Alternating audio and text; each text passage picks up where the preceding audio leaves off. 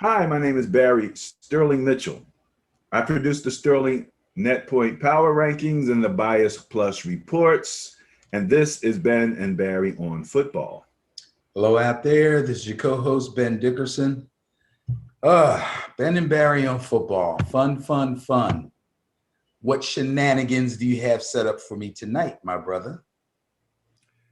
Well, Ben, we're pretty empathetic people, I think. I mean, we truly want the best, and we try to speak nicely about, the NFL and the NFL players, even though, I'm a Taoist by philosophy. So I try to give the positives, the pluses and the minuses, the yin and the yang of it, and you're just, you got a lot of fantasy football stats up in your head. So whatever it is, and so we try to be real about it. But I came across this article, and I just thought it was outrageous.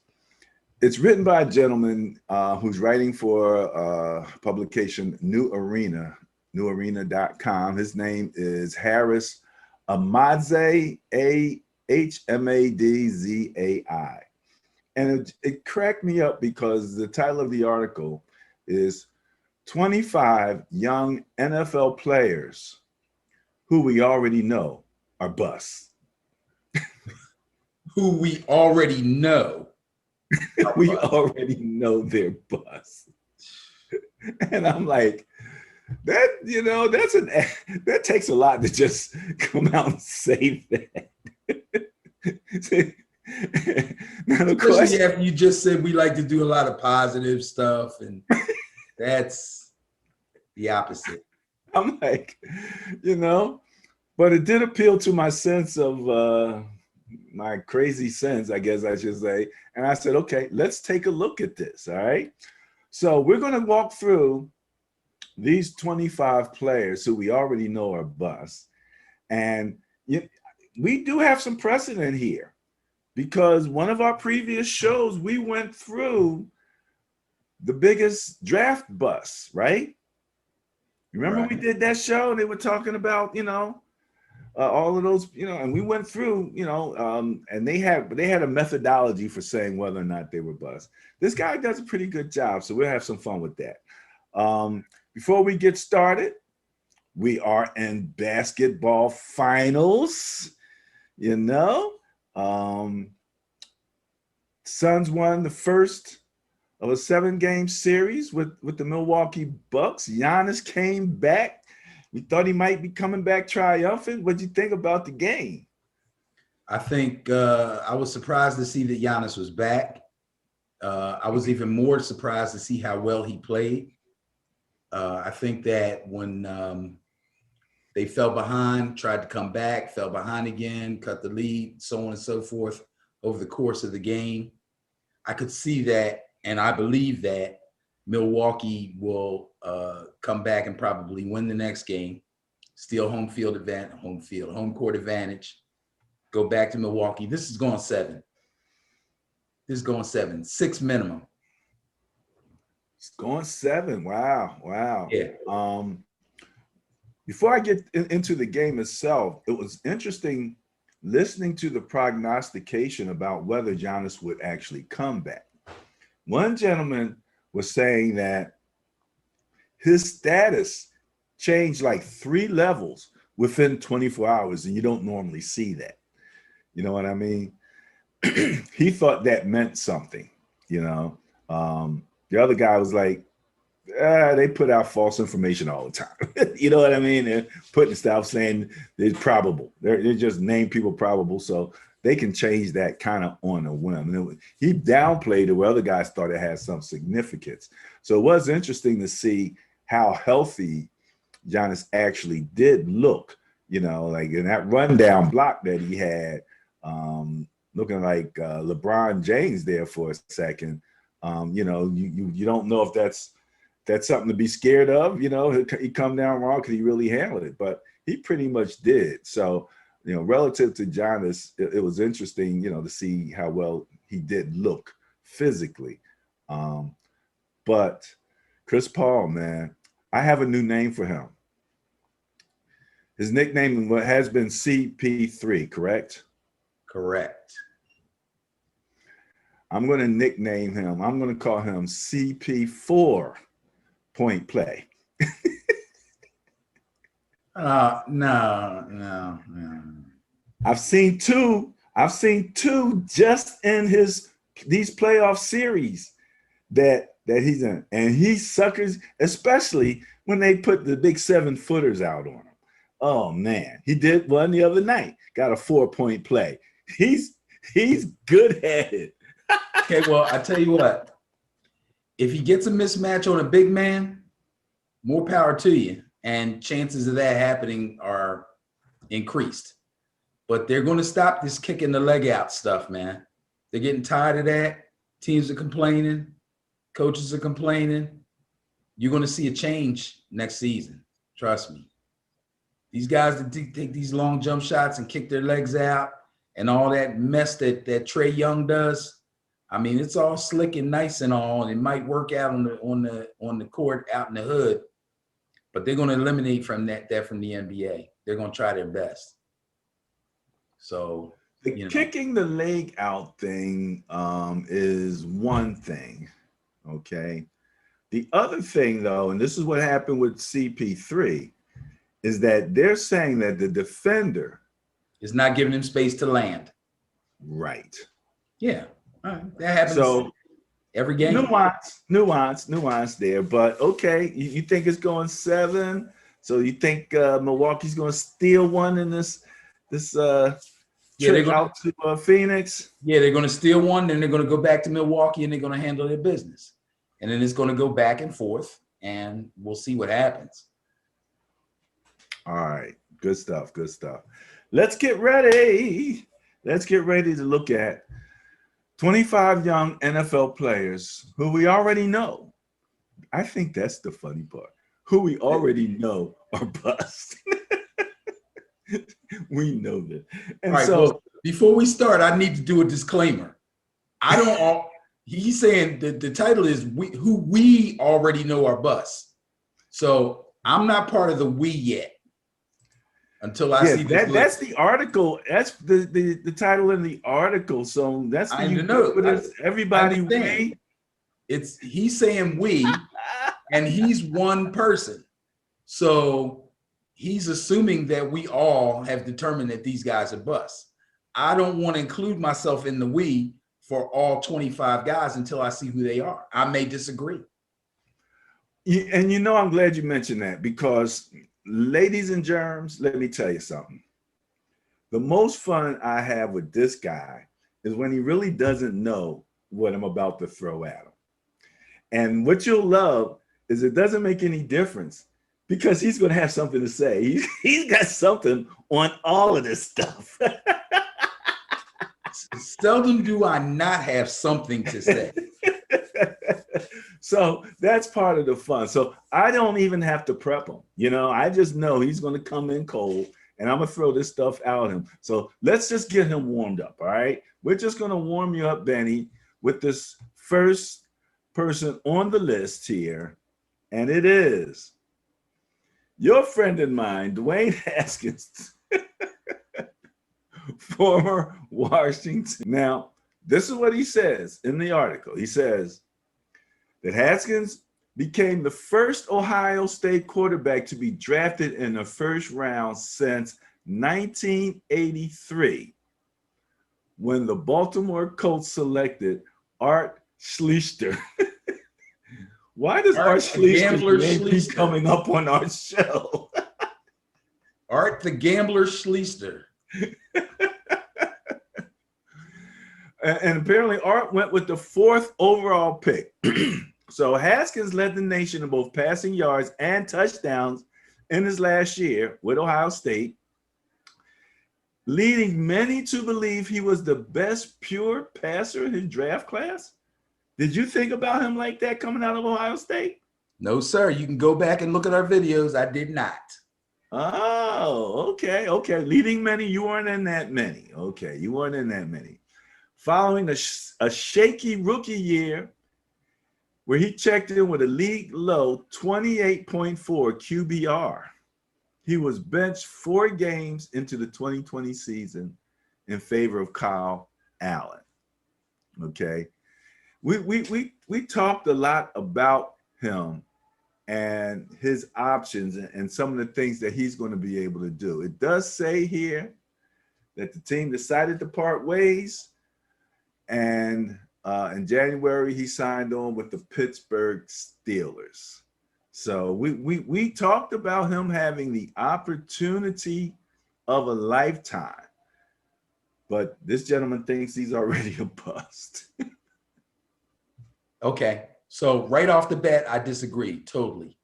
First of all, going into his draft, he was being talked about as possibly the best quarterback in that draft class. I disagreed with that. I had several reasons for disagreeing with that. One of them was that he only actually had one really good season as a starter at Ohio State. And although he was great that season, he was at Ohio State. He had probably, I think he had Urban Meyer. I think Urban Meyer was his coach at the time. And he was surrounded by stud players. So these one-hit wonders can be a little shaky sometimes. His numbers, I have it here. It says he completed at Ohio State 70% of his passes for 4,831 yards, 50 touchdowns, and just 8 interceptions. Right. And off of that, and of course, he had pretty good at measurables and at the combine or what have you. It all looked good, but I doubted him. And I didn't doubt him as to say I didn't think he would make it, but I doubted his status going into the draft to be selected that high. So he kind of proved me to be right at that point. The reason I will not call him a bust is he's only going into his 3rd season. He had an opportunity to start. He didn't play well, but he did play. He went into his 2nd season, played pretty bad, and ended up getting benched. And then I believe the Washington football team released him. He's now been picked up by the Pittsburgh Steelers. This could be just the change that he needs. This could be just the change that he needs. The guy has all the physical skills, but there were rumors out there that he was not giving his best in the effort department. Okay, so once he gets over there with Mike Tomlin, we'll see what Mike Tomlin can do with him. But he's going to have another opportunity laid right there at his feet because he's backing up Ben Roethlisberger, who's got a year, 2 years tops left in his career. So he has the opportunity to be a starter again on an even better team. Let's mention the competition for that when Ben leaves. Who's on the roster there already? Nobody. Like Bums. I said, he said. He said. I think when we talked about the quarterback rooms, I said the same thing. It's just sitting there waiting for him. Man. Well, you know, the issue with him was more maturity than anything else, right? I mean, that's the bottom line too. That's the word. That's what the bottom line to it, man. You know, and not everybody's ready. So next up, you're not going to agree with this one either, Benny. Sam Darnold. One of the 25 players we already know is a bust. I'm like, this is amazing. Now, I think that what's happening in these articles, one of the things that's making them, putting them in the bust category, is who else came out either after them, you know what I mean, in that draft or in that same draft, especially those that were chosen afterwards. It's kind of like, you know, with my Niners, it's like, yeah, you could have had Pat Mahomes, but no, you know, you could have had, what was it, Aaron Rodgers, but no, you know what I'm saying? So the 2018 quarterback class will be talked about for years to come. The good, league MVP Lamar Jackson, breakout star Josh Allen, playoff winner Baker Mayfield. The bad, former Cardinal, Dolphins, 49ers, Buccaneer Josh Rosen. Sam Darnold currently resides somewhere in the middle, but he's inching closer to Rosen's side. The Jets put an end to the Darnold era by selecting Zach Wilson with the #2 pick. They sent him off to Carolina, where he'll likely get one last shot at proving he's a starting caliber NFL quarterback. They say his woes from his college days at USC have followed him into the pros. I didn't know he had woes in USC. He's one of the most turnover-prone gunslingers in the league, struggled with accuracy to all parts of the field. The Panthers will assuredly present more pass-catching options than he had in New York, but Darnold will still need to make a significant leap to even be a league average hurler. As of now, he has as many career touchdowns, passing and rushing, as he does turnovers, fumbles, and interceptions at 50. I didn't know that either. That's pretty damning. Okay, we both liked Darnold. We both thought that him going to the Panthers would be a good thing. What do you think about this one? Yeah, I think going to the Panthers will be a good thing for him. First of all, he'll be on a better team. He will have more pass catching options. He'll also have a better run game. I mean, let's face it. Everybody was pretty much talking doom and gloom for him as soon as he was selected by the Jets, who at the time that they took him were pretty bad. So I'm not going to say that another quarterback could have done better. That's obviously a possibility. But to call him a bust after a couple of years on a really bad team and coming in and having to start right away as a rookie, I think that's a little tough. I think I've seen him lead that team down the field and score. I've seen him compete in games. Yeah, he's a little turnover prone, but not so much that I would call him a bust. Again, this guy has an opportunity in a new city with a new squad, a new coaching staff to prove himself. Now, if he goes down there and loses the job or really, really stinks it up, then I'll be talking bust.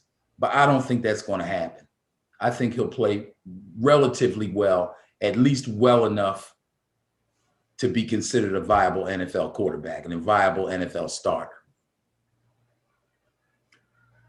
According to some information I looked at, last year, Sam Darnold had a 72.7 passer rating and 9 to an 11 touchdown interception ratio. They're saying that during OTAs and mini camps, the Panthers staff worked extensively on his footwork, his comfort with teammates, and his knowledge of the playbook. They say when Carolina has the training camp, it'll mark the next step in applying more physical and mental pressure to see how he responds. So the footwork apparently has been mentioned a few times. So important. We saw footwork last week's show where Kelsey was out there showing them some tight end footwork, you know, and how that makes a difference. So when you put a quarterback in there, that's even better. All right. Next up, we have, and this, remember I said to you, Ben, I said we're going to have one I think one that you are definitely going to respond with. Henry Ruggs, the man who takes the top off. Oh, God, I hate that term. I thought that was hilarious. I said, oh, Ben's going to love this.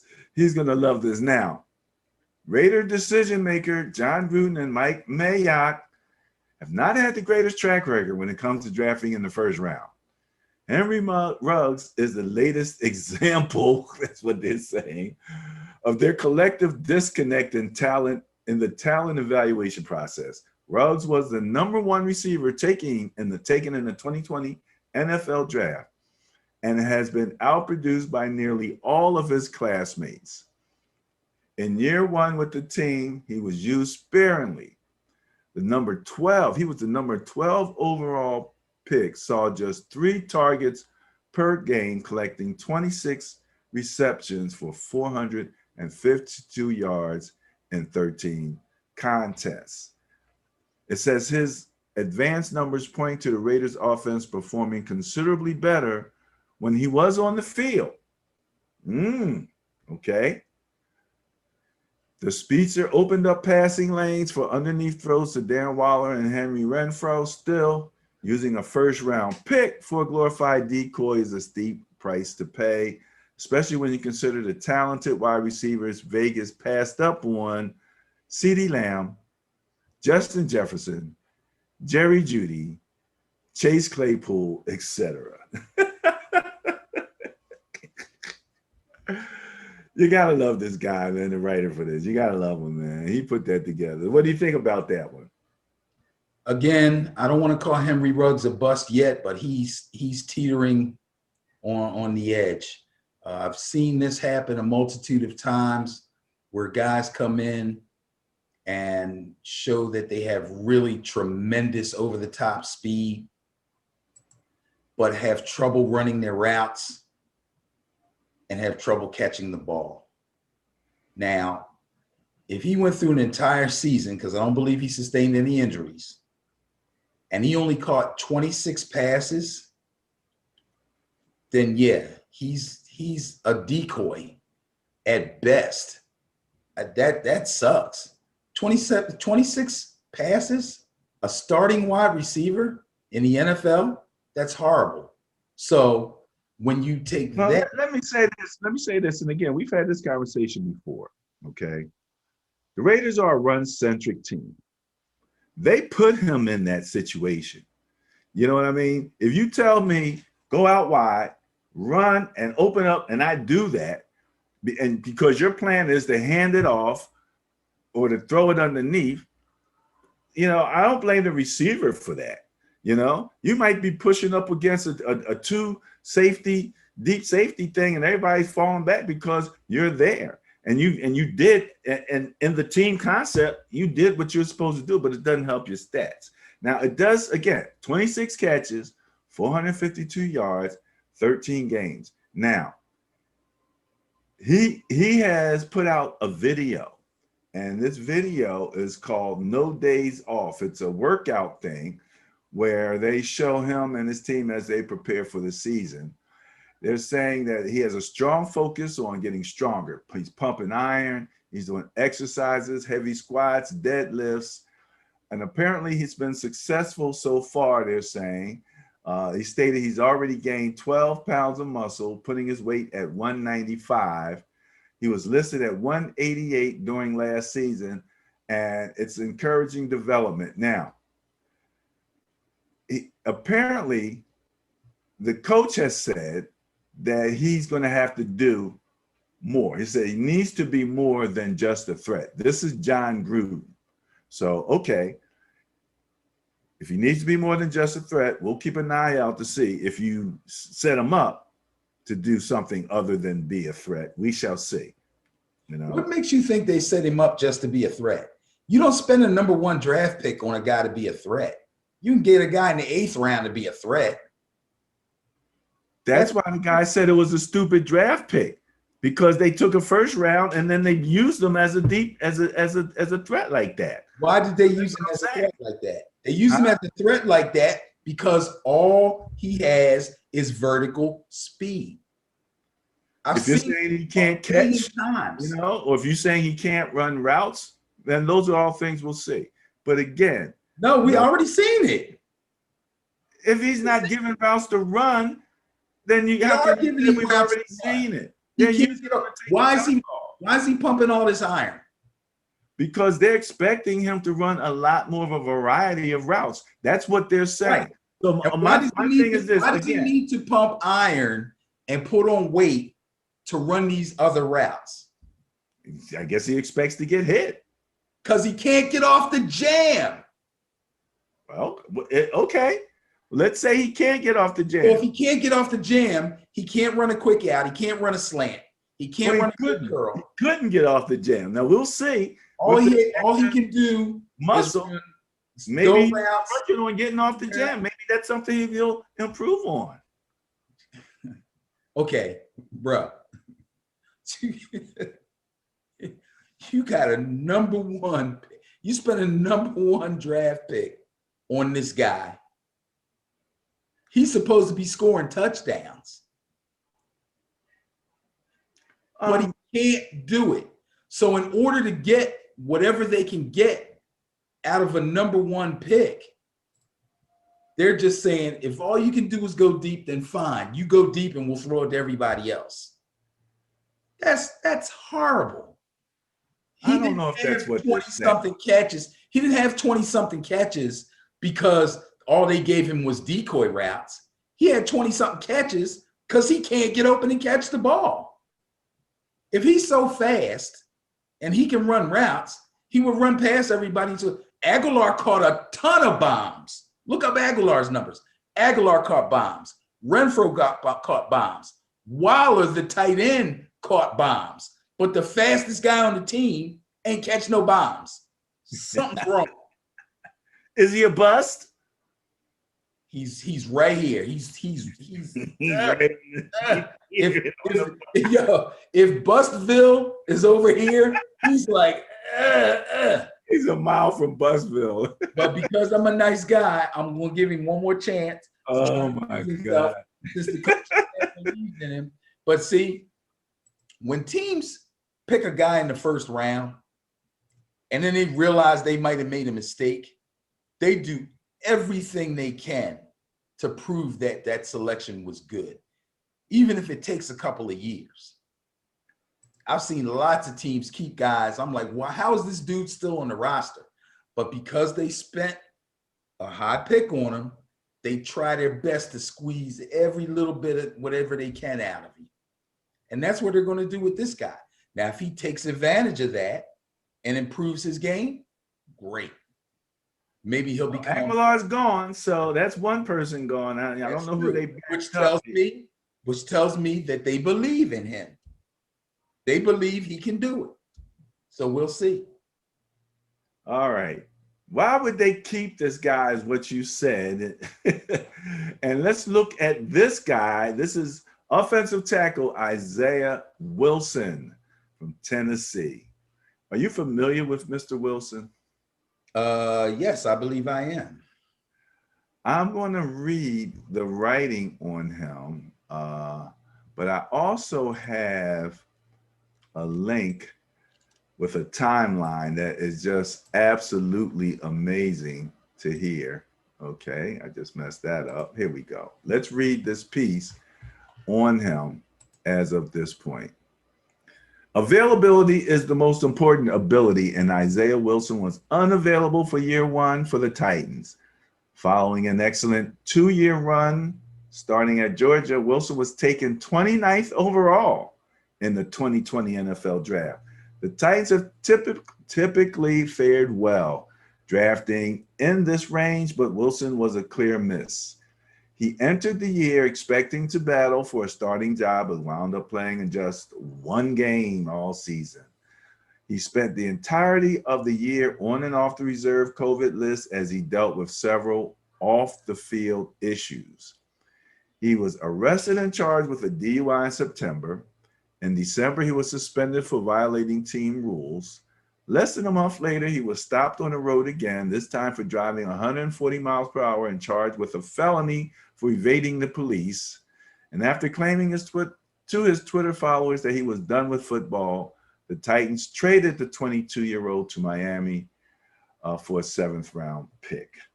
So I guess he's hoping to get his act together with the Dolphins. But I mean, when I looked at some of the information, Taylor Lewan, he said this kid needs help.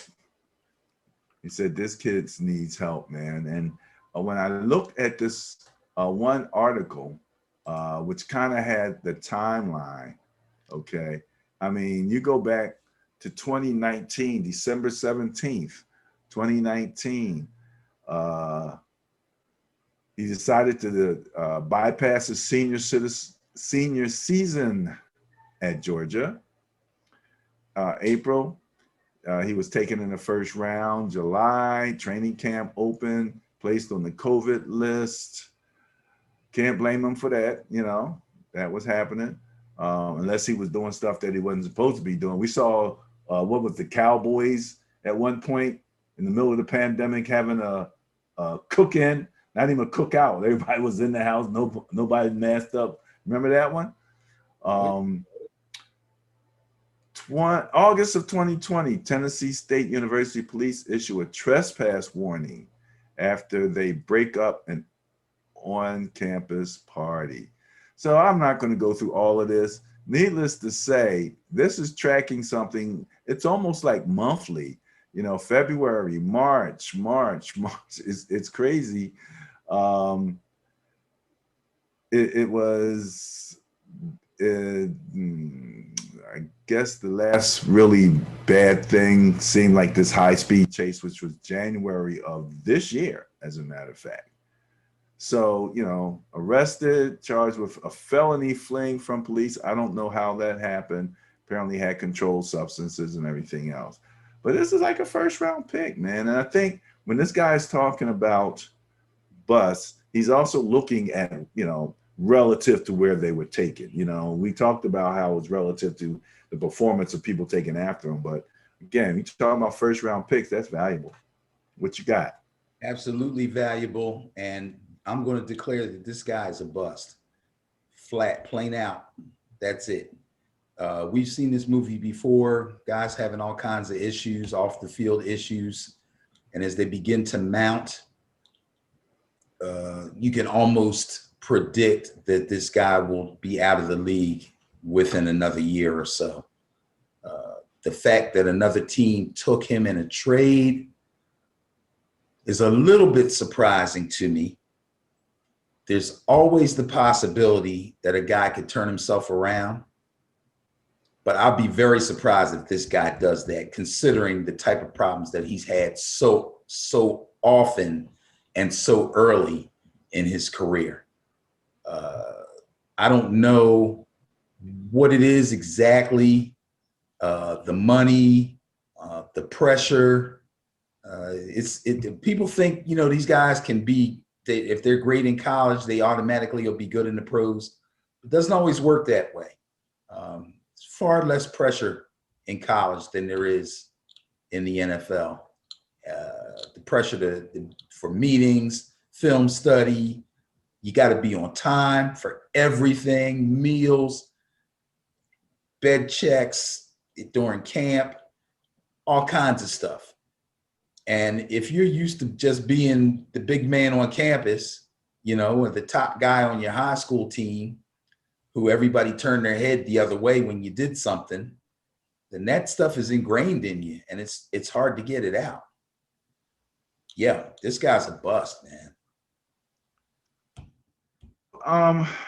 That's interesting that you say that, because he's going to play offensive tackle in front of the next guy who they also claimed we already know is a bust.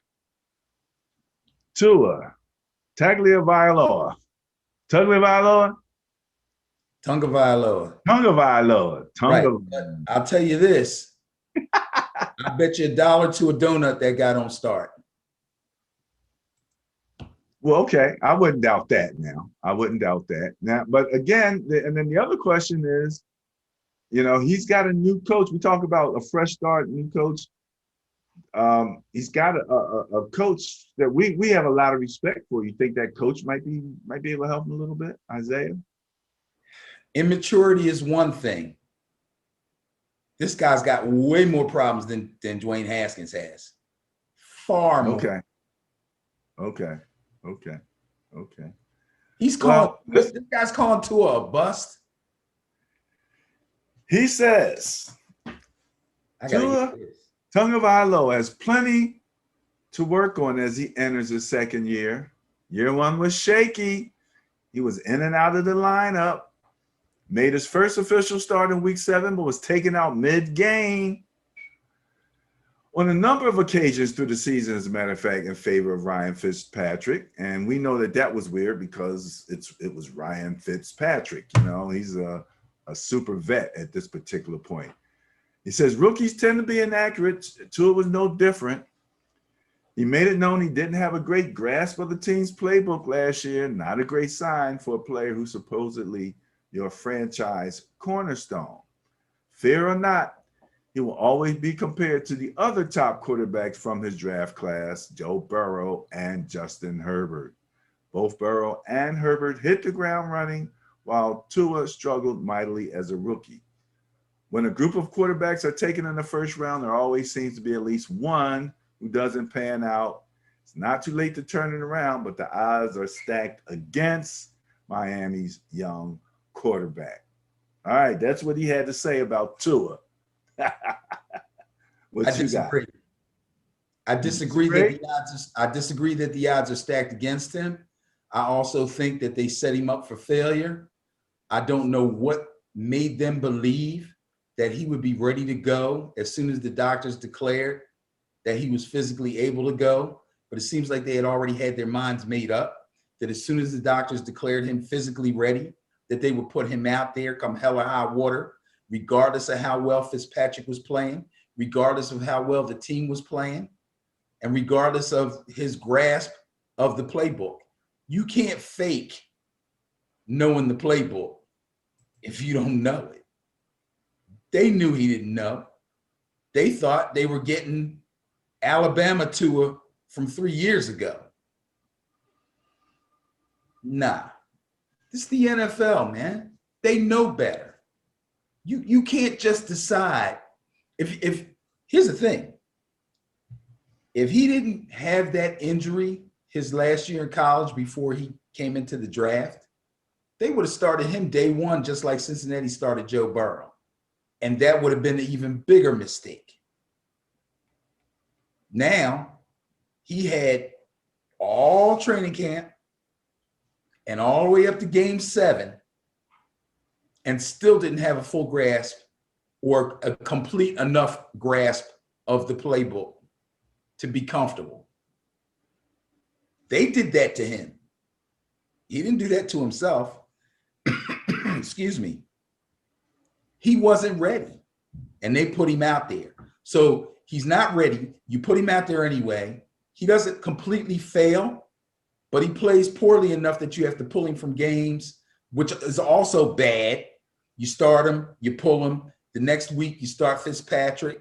Then the week after that, win or lose, you say, okay, Tua, you're back in there. You can't do that. You can't do that to a young quarterback. That's terrible. And I love their coach. I love Miami's coach. Yeah, that's one of the things we both, have always extolled. He's a defensive-minded coach. I don't know who talked him into that mess, and I don't know if it came from upstairs, because sometimes edicts do come down from upper management that say, Tua's our guy, get him out there. But that was a big mistake. I don't think they ruined him, but I've seen guys get ruined by just this thing. But I think Tua is skillful enough and confident in his own abilities enough, and now an entire year plus away from his injury, that he will be a viable NFL quarterback. He is not a bust. It's far too early to declare him a bust. Well, they're saying he's stronger, and that they expect that his improved health will allow him to be more consistent with his delivery and hopefully prompt even better accuracy at all levels on the field. He has better talent around him. He did have a 5-interception practice. I think you probably saw that hit the news, but they were practicing in the driving rain, and they were really trying to throw it into tight coverages just to see if they could. So and I guess it was getting picked off. It got picked up. What can I tell you? You know what I mean? But I think the question with Tua is going to be his level of athleticism. Everybody kind of gave him the pass because of, the hip thing. But the one thing that we're saying when you start talking about a Josh Rosen, or Herbert, is there is a level of athleticism that when they look at Tua, it's like, well, we don't see that level. So he's going to have to be really good at what he does, and to offset that. So we shall see, because he's not 6'5" either. How tall is Tua about? I don't know, 6'3". 6'3", something like that. This guy's coming off of a major injury.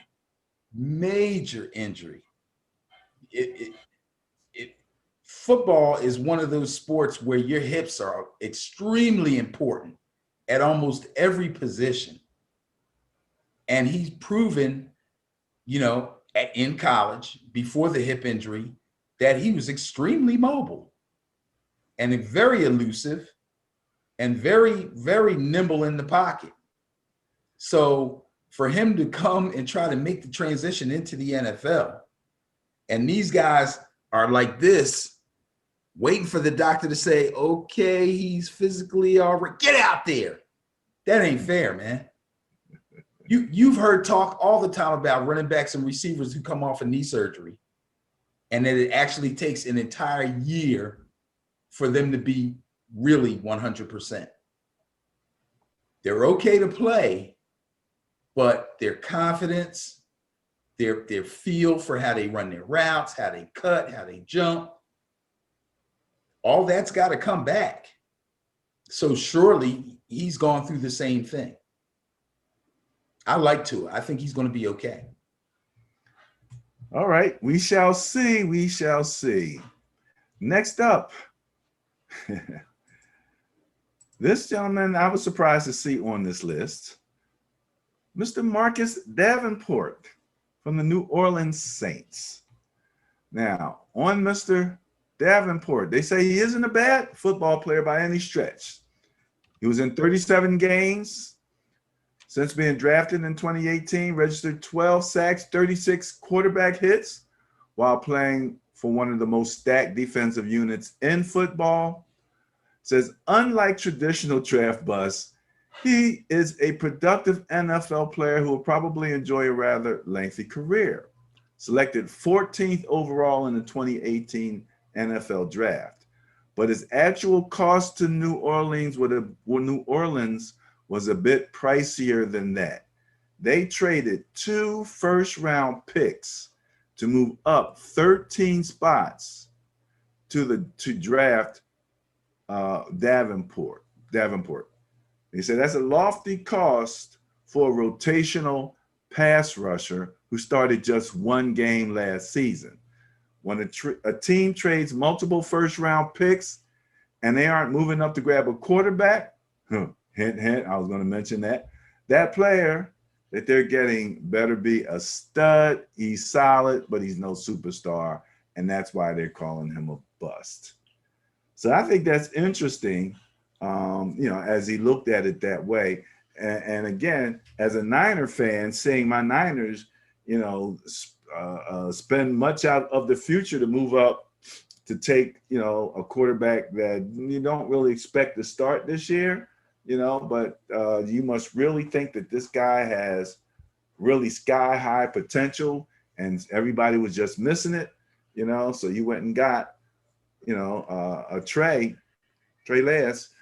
I'm a Trey Lance fan, so I ain't mad at you, as far as Trey Lance is concerned, but we did question during the draft, was that too high a price to pay? So here we are with Marcus Davenport in that same situation. What do you think? So the guy that wrote this admits that this guy will probably have a long and prosperous career, right? You said that. Okay, so he's not a bust, but what they gave up to get him was probably a bust. Okay, he wasn't worth what all they did to select him, but most likely if they hadn't done it, someone else would have selected him somewhere in that area anyway. So they moved up into the draft. So wherever they moved up to, whoever had that pick or somewhere around that pick, he would have been selected by somebody else. They decided that this was the guy for them. They liked what they saw and they made a move. Happens all the time. Sometimes it works, sometimes it doesn't. Yeah, they gave up a lot, but when he's on the field, he produces. He plays well, but he's been injured a lot too. Okay, you got to account for injuries. Now, I mean, I don't know. I don't know what to say. Was Bo Jackson a bust? You know what I mean? He only played a couple of years. I don't know what they paid for Bo Jackson. That's a bad analogy, but my point is this. If the guy shows that he can actually play and he can actually contribute to the success of your team and your defense, but he sustains a lot of injuries, legitimate injuries. It's not like he's out of shape, not like he's fat or slow or doesn't know his assignments and gets mixed up. He's just got injured. It happens. It's football. I can't call him a bust. I can say they probably gave up too much to move up to get him. You know, what you said about the injuries is interesting because I think there might be some people on this list who are considered busts because, you know, they never get to play because they're always injured, you know? So in that matter, you know, it's a bust. So we shall see. I think that's coming up here. All right. Next up on our list is one of your division opponents, and that would be Jalen Reagor, Philadelphia Eagles. This says, this could be one of the Eagles' faithful. This could be one the Eagles faithful hold on to for a long time. Now, after a disappointing 40 time, he ran a 4.47. After many thought he'd be a 4.2 guy. And they took him with the 21st overall pick.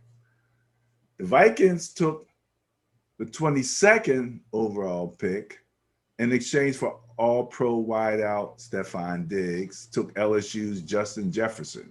Going back-to-back in the draft, they played the same position. Reagor and Jefferson will likely be linked for the remainder of their careers. In year one, Reagor managed 396 yards on 31 receptions and 1 score.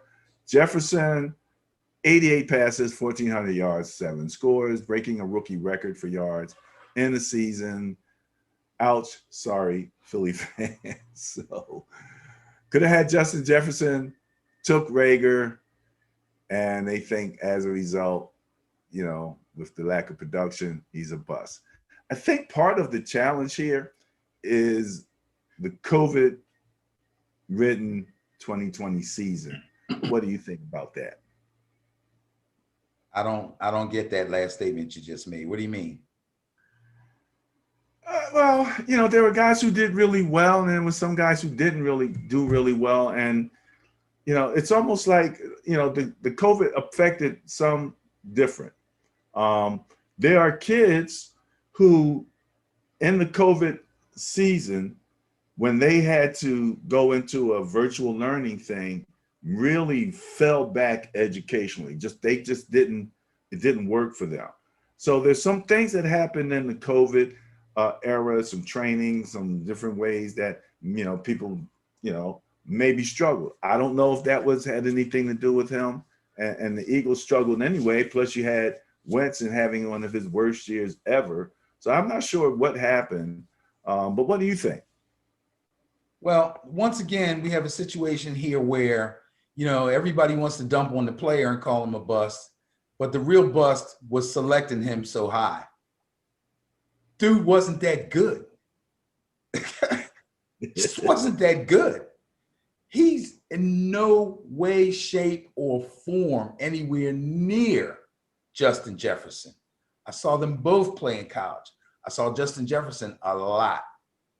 I saw Reagor a little bit and mostly YouTube videos and stuff like that. But if you watch enough of them, even if you just watch their highlights, all the good stuff, you'll start to notice patterns, the way they catch the ball, the kind of routes that they run, okay? Whether or not they can break down a D-back's cushion, whether they can separate, whether they can get off the line of scrimmage if they get jammed. I didn't see Rager excelling at any of those things. Now, after the catch, yeah, he's tough at that point, but you got to get open and catch the ball first. So he seemed to struggle with that. This guy caught 30 balls. Some dude on the Eagles named Travis Fulgham, I would venture to guess, caught a lot more than that. And I have no clue who the heck he was or where he came from, okay? But your number one pick only caught 32 balls. That's a problem. I'm gonna, again, because he just came into the league and he's going into his second year, I'm going to give him a little bit of room. But if Bustville is that way, he's teetering right here. Bustville. He hasn't shown me anything that tells me that he's the game-breaking receiver that they picked him in the draft to be. Okay, to me, he had a late second round grade, late second round, early third round grade in my book. Okay. All right. Let's move on. Now, this is an interest. Remember, I said to you that there are guys on this list who are there a lot because that they are hurt a lot. And you and I have always, we subscribe to that old saying, your best ability is availability. That is well. True. Offensive tackle, Jonah. Go ahead. I'm sorry. Go ahead. No, go ahead. You got something? I was going to say, I'll give you a pass if you come in your first and second year, you're in and out of the lineup because you twist an ankle or you hyperextend a knee or, you know what I mean? That kind of thing. But if you're like 3, 4, 5 years in and you got, you know, a strained oblique and, you know, you go through a meniscus tear and then you get turf toe and then that's now you're a bust. So I don't want to call some of these guys like the kid Davenport. I think Davenport is going to be a very productive player for them. He just has to get himself in the weight room and work a little harder. And he was selected 11th overall 2 seasons ago and has been hurt ever since. Okay. After missing his entire rookie season, he managed to play in just 10 games last year. Results were mixed. Burrow, the quarterback, his rookie quarterback, was sacked 32 times in 10 games and had the season-ending ACL injury. He still projects to be a starter, and it'll be a make or break season. He's a former Alabama standout. So they say if he doesn't produce at high levels, critics will harp on the Bengals for not taking the necessary steps in protecting their quarterback. So there you go. Oh, it says, especially when you consider that they had the chance to draft the #1 ranked offensive lineman, Oregon's Penei Sewell, with that 6th overall, but they opted for Jamar Chase, wide receiver, instead. So here you got a situation where they could have gotten another lineman. They went with the wide receiver. We like the wide receiver combo, but if the linchpin of that is going to be Jonah Williams, that's going to be an issue, or that's going to be a question, I should say. I don't know if it's going to be an issue. Right. It's a question because he's had some injuries, but it may or may not be an issue. Now, he played 10 games, you said, last year? Yeah. Okay. So when I did a little checking on him when I was doing my offensive lineman investigations, in those 10 games, he graded out pretty high. He actually played well. Okay. But again, like we always say, your best ability is availability. So it doesn't matter how well you play. If you're not on the field, you're no good to anybody.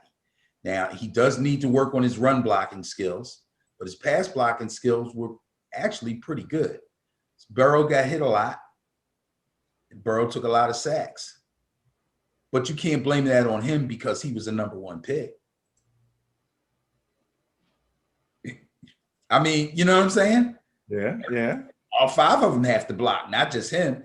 If you have a left tackle who's a #1 pick, all the sacks didn't come off of his side. Not that many sacks. Well, is he a left tackle? I believe so. Yes, he is. He's a left tackle. All right. He's a valuable player. They selected him high because they really like him, and they had a chance to get Penei Sewell, and they didn't for 2 reasons. Number 1, they really coveted Chase, and number 2, they believe that Williams is going to work his way into being a really good player. They believe in what they saw when they made the pick. You know, if he's not on the field because he's hurt, well, that's something. Not hurt, he plays, and he plays well when he's out there. Then it's the same deal with Davenport. Keep the guy healthy, and he should thrive. Well, that'll be something that we can definitely keep an eye on, especially, you know, I'm assuming that Joe Burrow is a right-handed quarterback, so that left tackle will be his blind side. And he's something we can keep an eye on, knowing that, you know, or the question is that going to be a weak link, you know, in their offensive line? And you can't have a weak link at left tackle. Excuse me, not at all. All right. I know we talked about this guy at length, and there's still a lot of questions here, and he's listed as a bust. I was surprised. We're talking about Drew Lock of the Denver Broncos. I do not like this list, bro. I just don't. I really don't. What does it say about Drew Lock? It says a team in dire need of improved quarterback play. The Broncos were believed to have gotten a steal after selecting Drew Lock with the 42nd overall pick in 2019. Lock showed immense arm talent at Missouri to go along with some playmaking ability on the run. It isn't too often you find a player of his pedigree in the 2nd round. Year 1 went splendidly after Lock spent a majority of the year on the bench. Once he was named a starter, he led the Broncos to a 4-1 record down the stretch and exhibited the characteristics of a franchise quarterback. It all fell apart last season. He was one of the least productive quarterbacks in the league in 20, despite Denver having a strong collection of pass catchers. He led the league in interceptions with 15 and recorded the worst completion percentage among 35 qualified quarterbacks. That's 57.3. The Broncos chose not to address the quarterback position in April's draft, but did acquire veteran Teddy Pendergrass. Teddy Bridgewater via trade. You got. Whatever. Anyway, it appears as if Lock's days as a starter in Denver are over. So come on. This is big Teddy in, boy. They brought Teddy in. You're in trouble, bro. That's out of line, man. Come on. First of all, the guy gets drafted. He was the 42nd pick overall. That means he went early 2nd round. Okay. Now, that's not so super high. He does have immense arm talent. He is good on the run. What happened last year? Well, first, let's talk about what happened in his limited time at the end of his rookie year. I think he said he played 5 games. He was like 4-1. Something like that. Okay. So the season was basically over for them. They weren't playing well. They probably didn't make the playoffs. So they said, you know what? Let's see what the Lock kid can do. He's been in meetings all season long. Let's put him out there. But scale back the playbook because he's a rookie and we'll only give him this much to work with. And with that limited amount to work with, he mastered it and he played well. That's normal.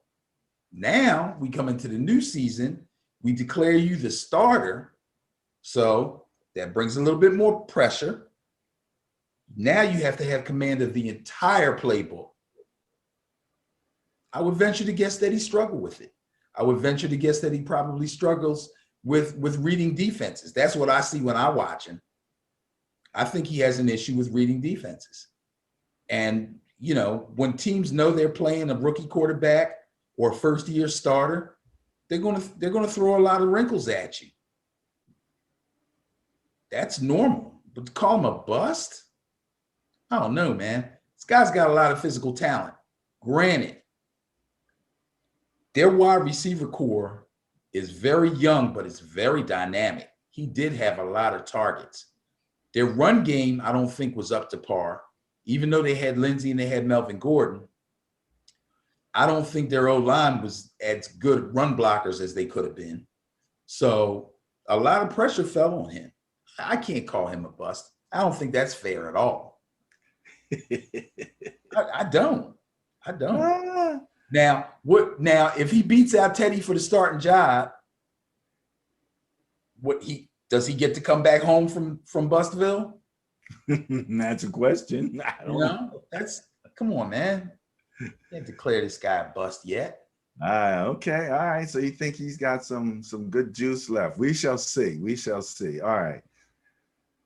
I know you're not going to agree with this one. I think you're not going to agree with this one. I've hardly agreed with any. That is true. That's the fun of it. Right there. So let's see if we can keep your streak of disagreement going with Clyde Edwards-Helaire. Are you serious? Chiefs. I need a drink. Jesus. All right, get your drink. Let me read this piece. This is what he said. I'm listening. I gotta reach in the back for the hard stuff. The Chiefs surprised everyone when they made Edwards-Helaire the first running back taken in the 2020 NFL draft. Many pundits expected him to have a large role for the defending champs. In 13 games, he totaled 1,100 yards from scrimmage and 5 touchdowns. Those numbers look good overall, but his production dwindled toward the end of the year and took a significant hit once former Steeler running back Le'Veon Bell joined the team. Bell is gone, but the Chiefs scooped up Jerick McKinnon from the Niners and still have Darrell Williams and Darwin Thompson on the depth chart. All signs point to the Chiefs not having the utmost trust in their first-round pick. After a strong start to the year, Clyde Edwards-Helaire saw fewer touches as the season progressed. Conversely, Colts running back Jonathan Taylor, who many projected to be the first running back taken in that draft, got better as the season wore on, and by season's end had seized the team's locale role amid a talented group of backs.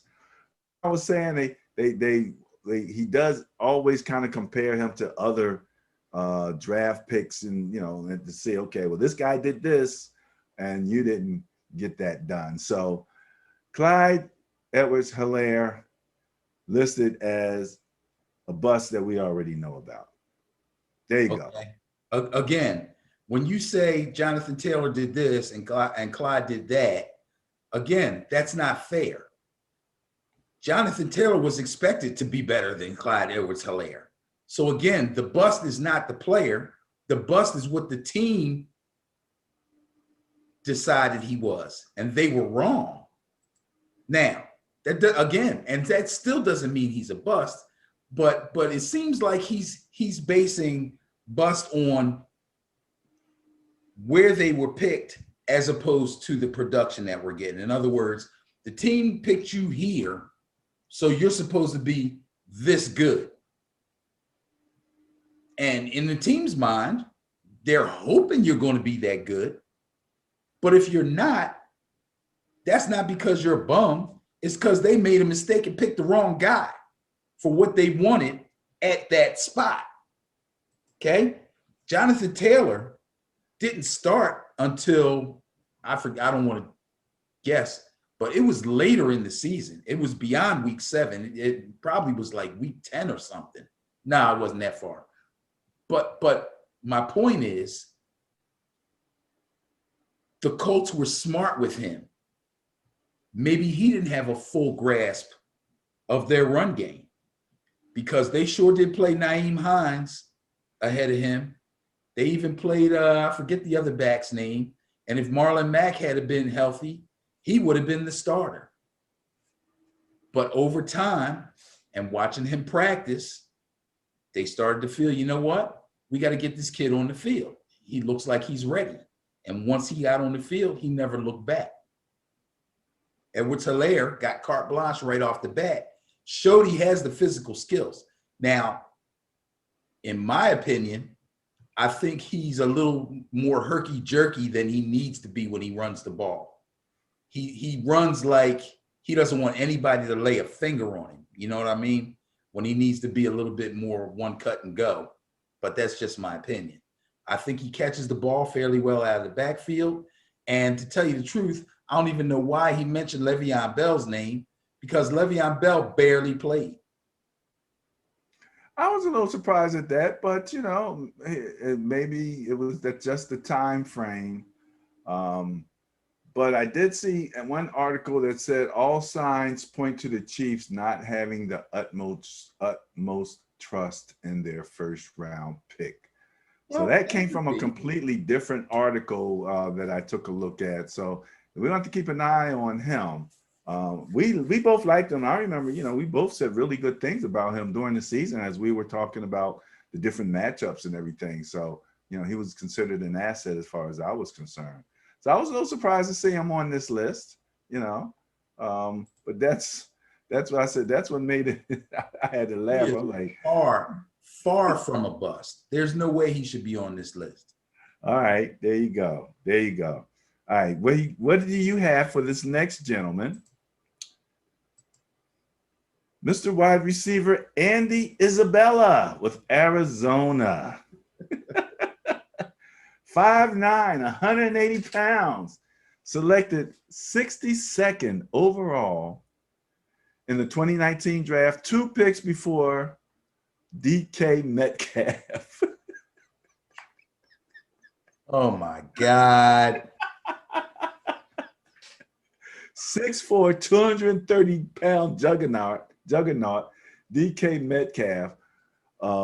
Safe to say, Seahawks are overjoyed. You know, Metcalf is primed to dominate the NFC West for the next several years, while Isabella will fight for touches at the bottom of the Cardinals' depth chart. The Arizona offseason acquisitions give a glimpse into their comfort level with Isabella, already boasting a wide receiver group featuring DeAndre Hopkins, Christian Kirk, and Larry Fitzgerald, who retired, right? Did he retire? And AJ Green. They went and signed 7-time Pro Bowler AJ Green and spent a second round on Purdue's Rondale Moore. Don't forget him. 4 established vets plus a premium pick at wideout makes it unlikely that Isabella is featured often in 21. That's something for you fantasy guys to know. Don't put Andy Isabella on your team if you're expecting any fantasy points. All right, sir, what you got? Okay. Take a good look at this guy, ladies and gentlemen. He is a bust. You want to know what bust looks like? There it is right there. Look at that face. Goodness. That face can be loved only by a mother from Bustville. Come on, man. Listen, this guy is a poor man's Deshaun Jackson. Guy runs like 2 routes. He's always on the sideline. Seldom does he catch the ball anywhere near the middle of the field, let alone around the numbers. He's fast. I'll give him that. The kid can run. What they need to do is let him try to return kicks if they want to try to get some value out of him, because he can fly. In fact, I think he did return punts a little bit. I'm not 100% sure. But that's a crowded wide receiver room. He's going to have a lot of trouble getting touches. I would predict that he will probably get traded or released within a year or two. All right. Andy Isabella. All right. Now, we talked again about how much of injury, plays a part in whether or not these guys are a bust. But also, I told you that, one of your favorite group of wide receivers is going to be displayed here. And you broke your streak of disagreeing with the guy. He had to be right once or twice. I mean, he's a respected NFL writer. So, I'm just some dude from West Philly, born and raised. All right. Well, here you go. One of your favorite whipping boys in the world, John Ross, Cincinnati. Oh, let's not go any further. No, hold up. What you got to say? What do you got on John Ross? Give me some numbers. He got drafted in 2017, right? Yes. Let me see. Yep, 2017. This is 2021. I challenge anybody out there to, off the top of their head, name 3 teams he scored a touchdown against. It says here, the disappointing start to John Ross's career is a story that feels all too familiar within the NFL. He leapt up the draft boards after posting a record-breaking 40-yard dash time of 4.22 in the 2017 NFL Combine. With teams yearning for a speed threat on the outside, he flew all the way up to number 9 overall in the draft, ahead of names like Patrick Mahomes, Marshawn Lattimore, and Deshaun Watson. Ross has been plagued with injuries ever since, though he hasn't exactly been productive when he suited up. In 27 career games, he averaged just 27 yards per contest. 27 yards per contest. That's his average, yes. That's one catch. 2 tops. And 2017, 18, 19, 20. He's played 4 seasons. So remember what I said. Guy comes in, rookie year, gets dinged up, plays well, but can't stay on the field because he's hurt. I'm going to give that guy a break. Let me see what you do next year. Let me see what you do in your 3rd year. Okay? This guy's been around for 4 years. He either stays hurt, and when he's on the field, he does not produce. He's the poster boy for being a bust. And Ruggs is 2 years away from being him.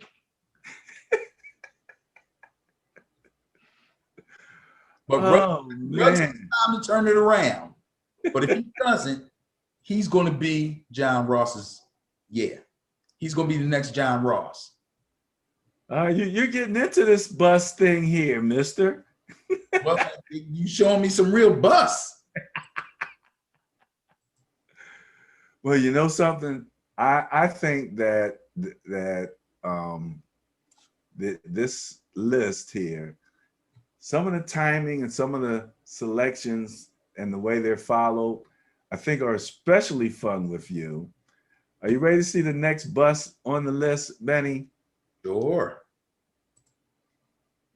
Bam! Daniel Jones, New York Giants. That's disrespectful. That's disrespectful. Oh my goodness. I'm dying. I'm like, oh no. And then they have a picture of him tripping on this one long run where he got tripped on the blades of grass. It's just flat. I'm not laughing, man. That's disrespectful. It says the Giants shocked everyone on draft night when they confidently selected Daniel Jones 6th overall. 6th overall. I didn't remember that.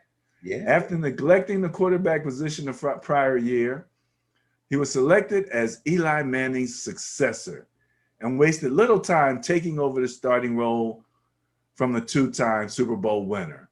Jones joined an offense featuring multiple playmakers and showed promise despite having a tendency to turn the ball over. Year 2 was rocky at best.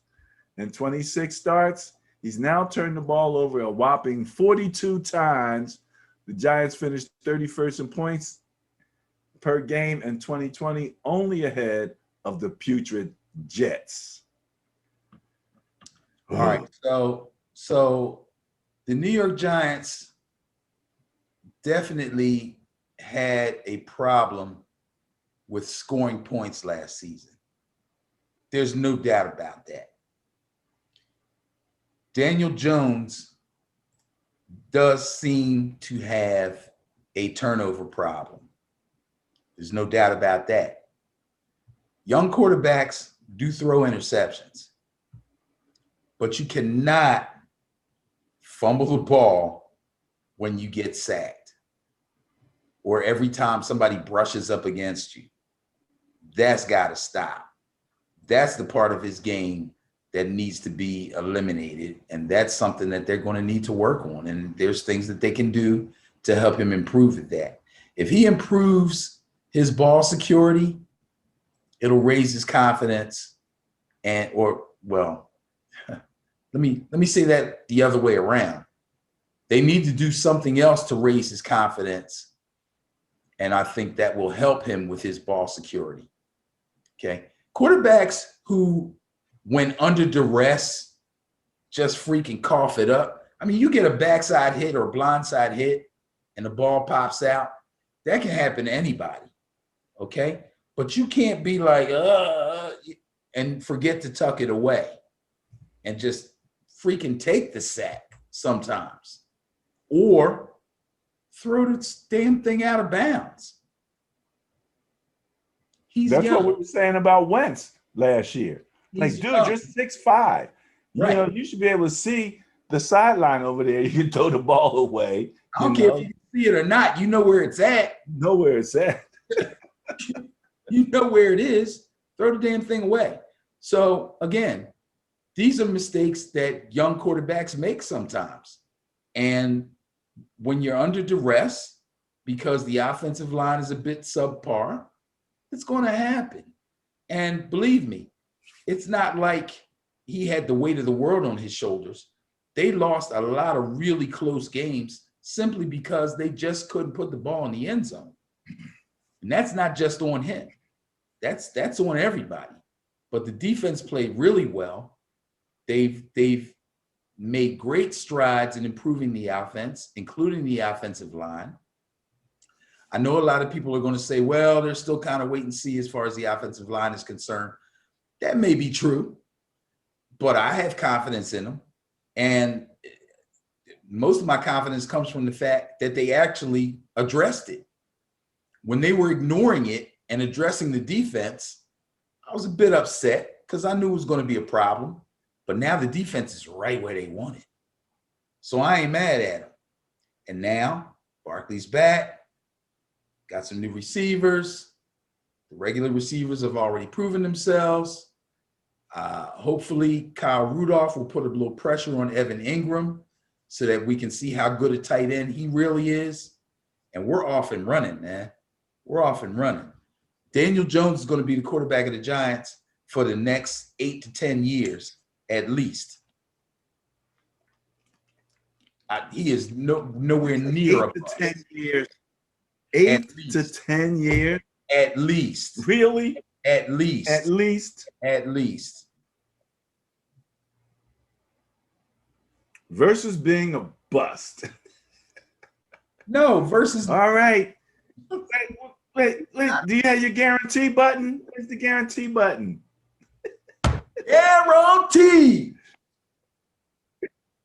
That's what I'm talking about. 8 to 10 years. Jimmy Christmas. All right. Trey Lance. You might agree on the next guy. Trey Lance going to be your quarterback for the next 8 to 10 years, and he hasn't played a down yet.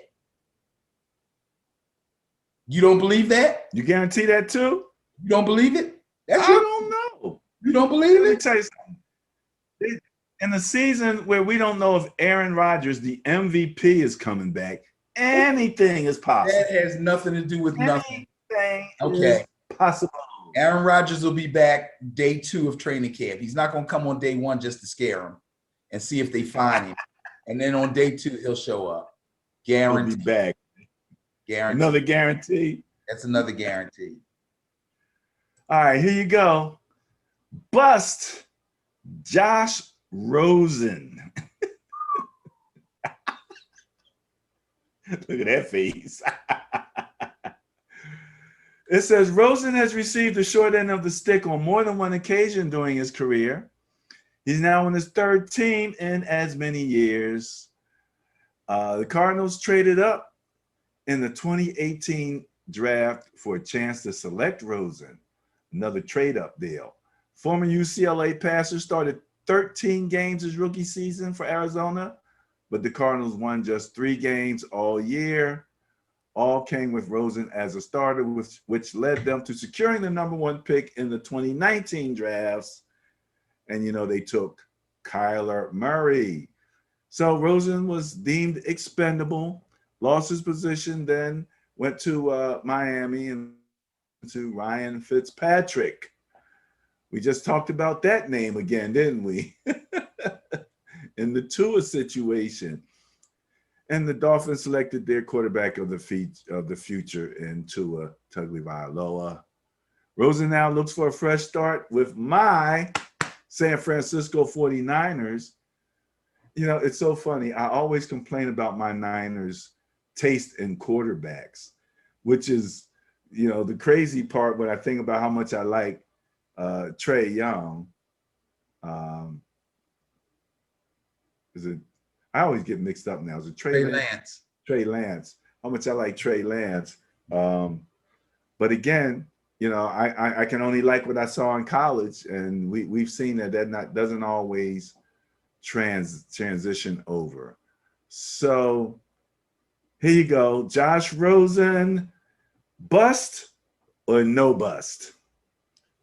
Considering what people thought of him, and considering what the Cardinals thought of him and where they selected him, along with the consideration of the fact that they gave him every chance, even though he probably wasn't ready to be a starter day 1, but they put him out there early and let him play all those games. And then he went to Miami and could not beat out Fitzpatrick. Yes, he's a bust. Now, because he's a quarterback, I'm going to say he has the opportunity, because of his physical skills, to probably end up being a career backup. I'll give him that. He'll bounce around. He'll be trade bait. He'll be a throw-in on trades and stuff like that, you know, and he'll bounce around and he'll hold a clipboard. I don't see him ever earning a starting job anywhere. I just don't see it. Josh Rosen. And so, again, he's competing. My Niners, right? Where is it here? It says Josh Rosen had a rough start. He was the number 10 overall draft pick in 2018, okay? But he's among 5 bubble players fighting to earn spots on the 49er roster against people like Nate Sudfeld. Why are they bringing in people like Nate Sudfeld? Let's remember, we're talking about bus. We're not talking about the 49ers. I can see. Okay, I'm sorry. I figure I'd stop you ahead of time because I can see where this is going. When we're finished making the video. Hey, look, I'm thinking that's a bunch That's a bust backup quarterback room. That's what I'm thinking, other than Trey Lance. Well, Okay. at this So point, at this point, he's fighting to make the team because they will probably only keep 3 quarterbacks. So he's fighting to stay on the team. So he only has to beat out Sudfeld to stay on the team. Okay, so look at it that way. Number 10 overall draft pick in 2018. Yes. Number 10. He's a bust. He is a bust. I see no future for him. If I see a future for you, I don't want to call you a bust if I see a future for you. You know, I'm going to give you an opportunity to get. I don't see any future for him. He had an opportunity, but I believe they started him too early. He suffered from that. That's not his fault. That's the Cardinals' fault. But then when they moved him, when he got moved to Miami, and he couldn't beat out Fitzpatrick for the starting job, that's when my alarm goes off. So, yeah, he's a bust, man. All right. I think you and the writer will be having beers before this whole thing. Y'all going to be trading drinks at the bar like old friends. Be like, yeah, at first I didn't think I liked you too much. But then I kept agreeing with everything. I was like, yeah, he all right. Some of these are obvious, and some of them are a little premature. And they said that we already know. Yeah, well, see, and that's why I knew, even if it was only one person I didn't agree with, I knew that I didn't want to be a part of the we. Okay, I can understand that. I can understand that. All right. Well, you're already part of the we on the next guy, because we called it Trubiskying it up. Oh, man. Dude. You and this guy are going to be friends, I'm telling you. Y'all going to be trading jokes at the bar. You know what? I almost don't want to call Trubisky a bust, but I have to. Wait, who does he play for now? Your AFC favorites. The Bills, right. He's back up for the Bills. I'll say this. Which we thought kind of fit.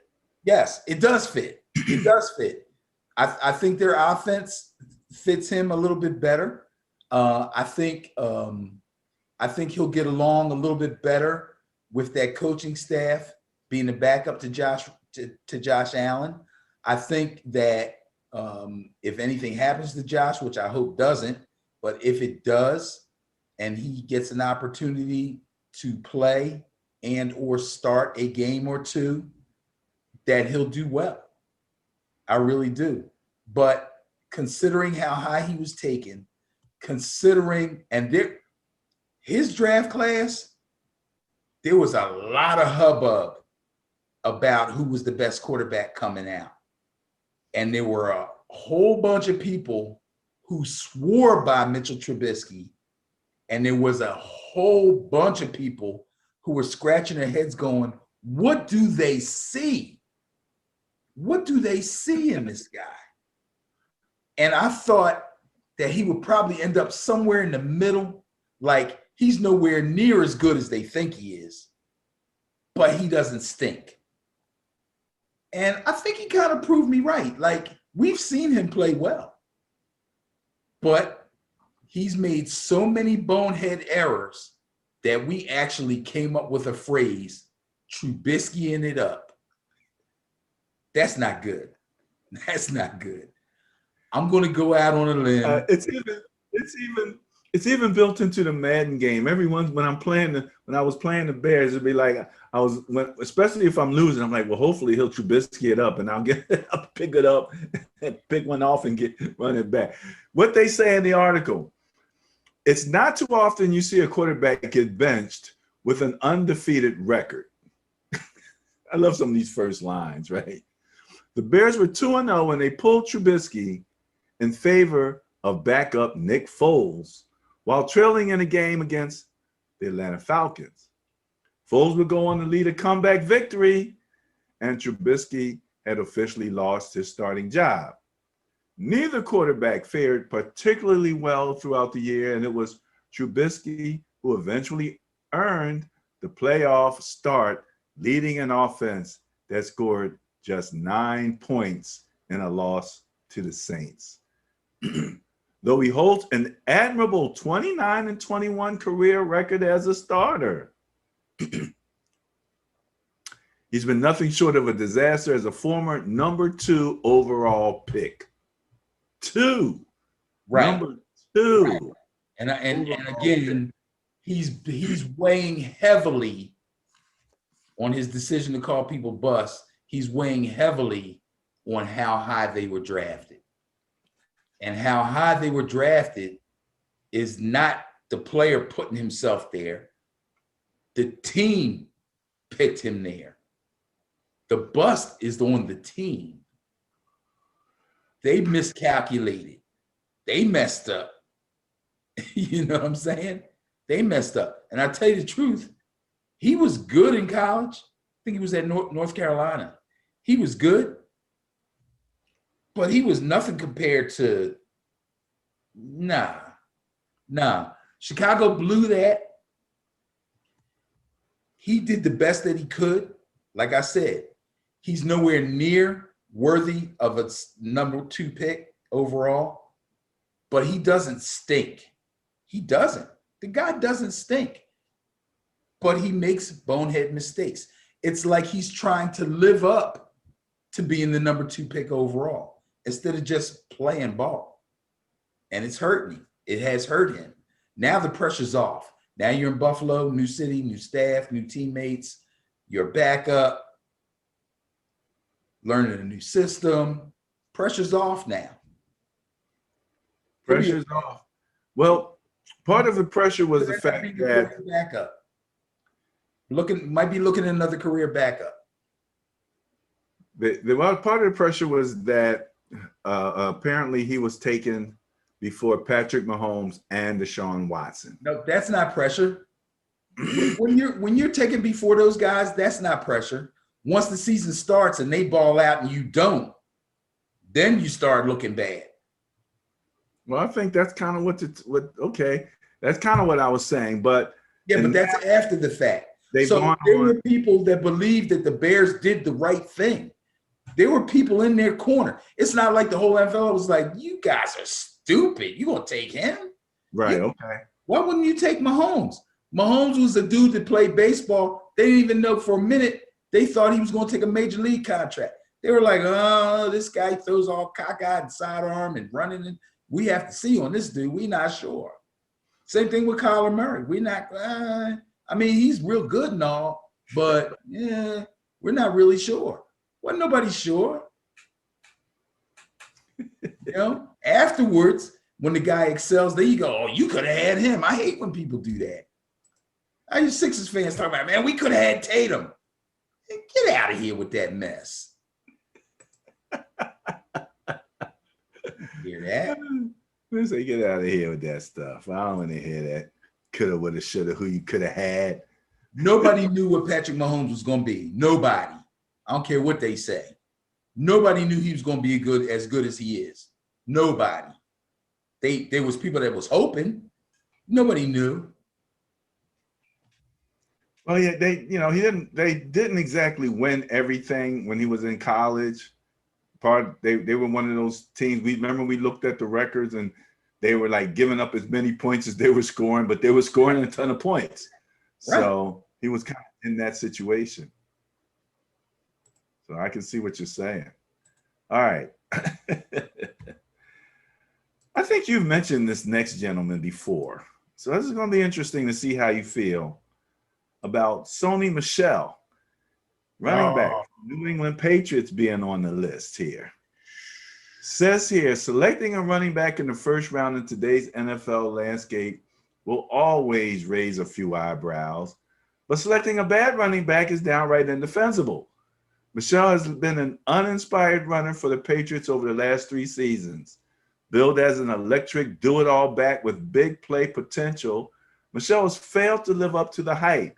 He lacks top end speed and has been virtually invisible in the passing game. Only a matter of time until the Patriots replace him with the 5th round pick from a college you've never heard of. Wow. Wow. That's woo, that's rough. Is that not crazy? That's rough. Now, in his defense, I will say that he has played well enough to hold on to his job this long. Okay. But yeah, he will never be a number 1 back again, ever. And I remember Sonny Michel in college. I believe he went to Georgia. The dude was good. He was electric, but he never had top end speed. He's not slow, but he does not have top end speed. And he does not catch the ball well out of the backfield.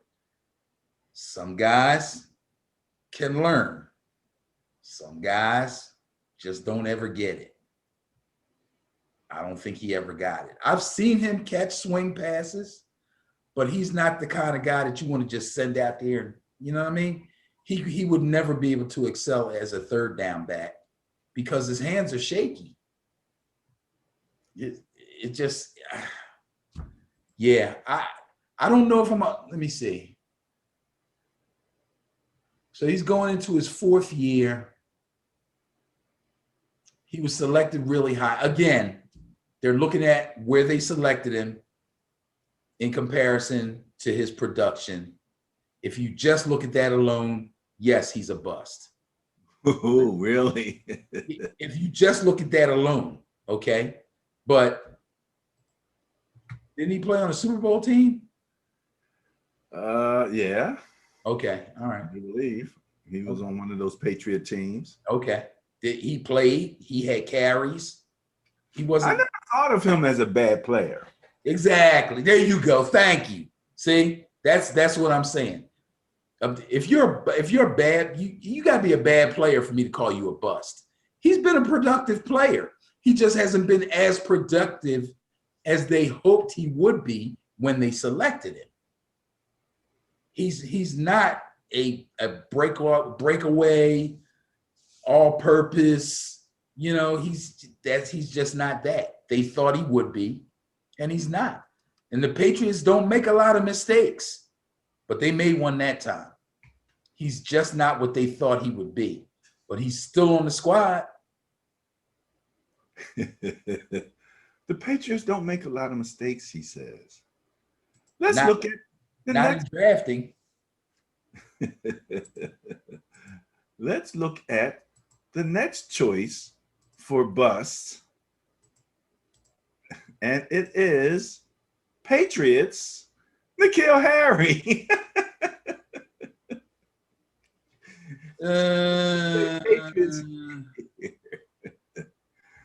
All right, read what he's got to say first, and then I'll chime in. The Patriots are very good at a lot of things, but drafting in the 1st round hasn't been their strong suit, it says here. Over the past few years, Harry was an exceptional college player at Arizona State.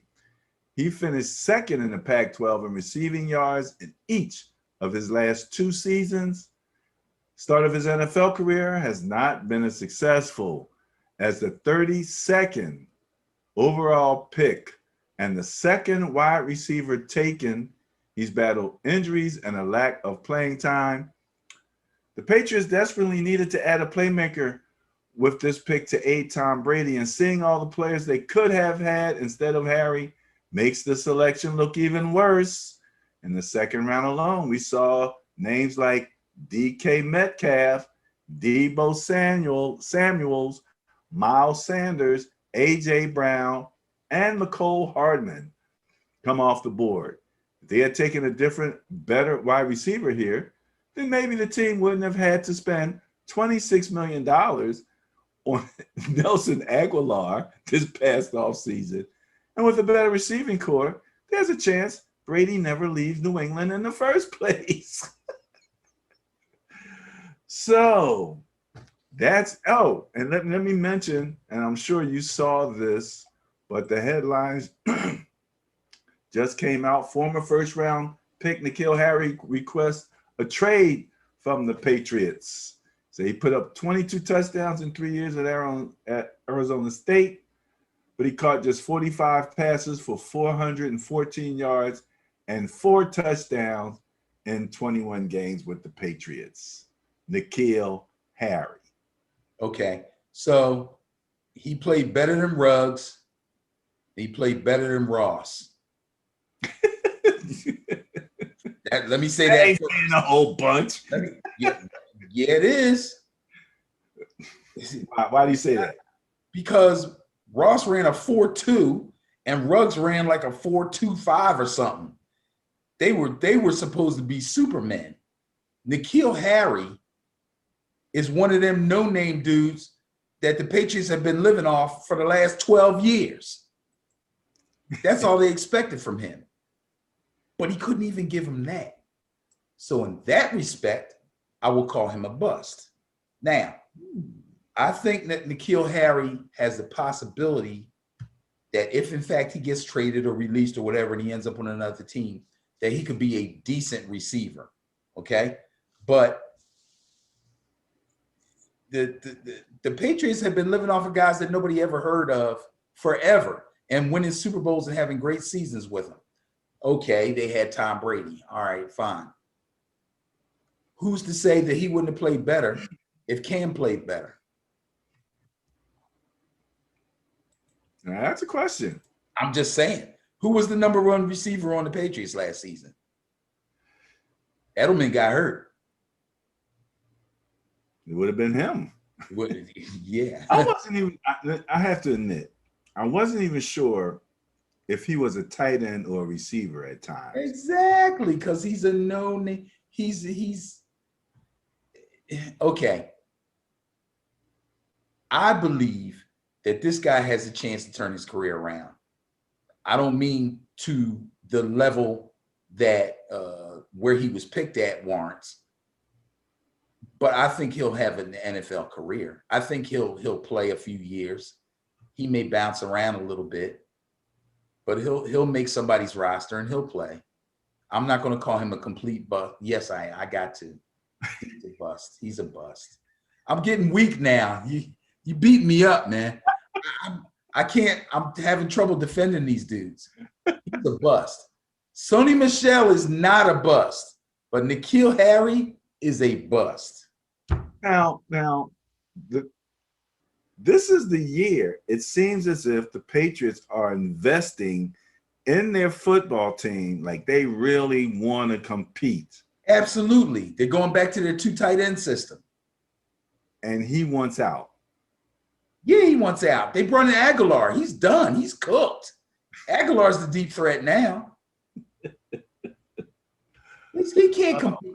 He cannot compete with Nelson Aguilar. As bad as the people in Philadelphia talked about Nelson Aguilar, he went to Las Vegas and turned his career around. Okay? He showed off last season. And I hope he keeps it up. Yes, he did. Yes, he did. And it was a big turnaround, excuse me, from his time in Philadelphia, and where he was picking up a reputation for dropping balls. And we were both kind of surprised. It's like, oh, he caught that. Oh, we caught that. So we were enjoying his success last year. And he actually did get it on. All right. I think he showed that he was kind of getting himself together before did they trade him or they let him go? I forget. But before he left the Eagles, he kind of was showing improvement. But then once he got away from them and went over to the Raiders, he showed big improvement. So I don't know what the problem was in Philadelphia. Maybe pressure early on in his career. He didn't quite know how to handle it, but he got his mental state together, and he hasn't looked back. I wish him all the luck in the world. I like Aguilar. He's a decent player. He's actually a decent player. Likes Aguilar. There you go. All right. You probably, I don't know if you like this guy, but considering he's one of yours, tell me what you think about DeAndre Baker, bust or no bust. This is what they say. The easiest path to becoming a draft bust is to not play at all.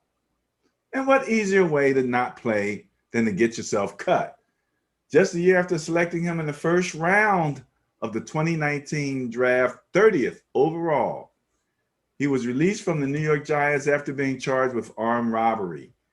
Here we traded 3 picks to the Seattle Seahawks for the pick that ended up becoming Baker.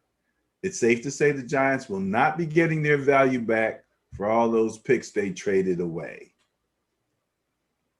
He's a bust. He's just like that lineman from the Titans.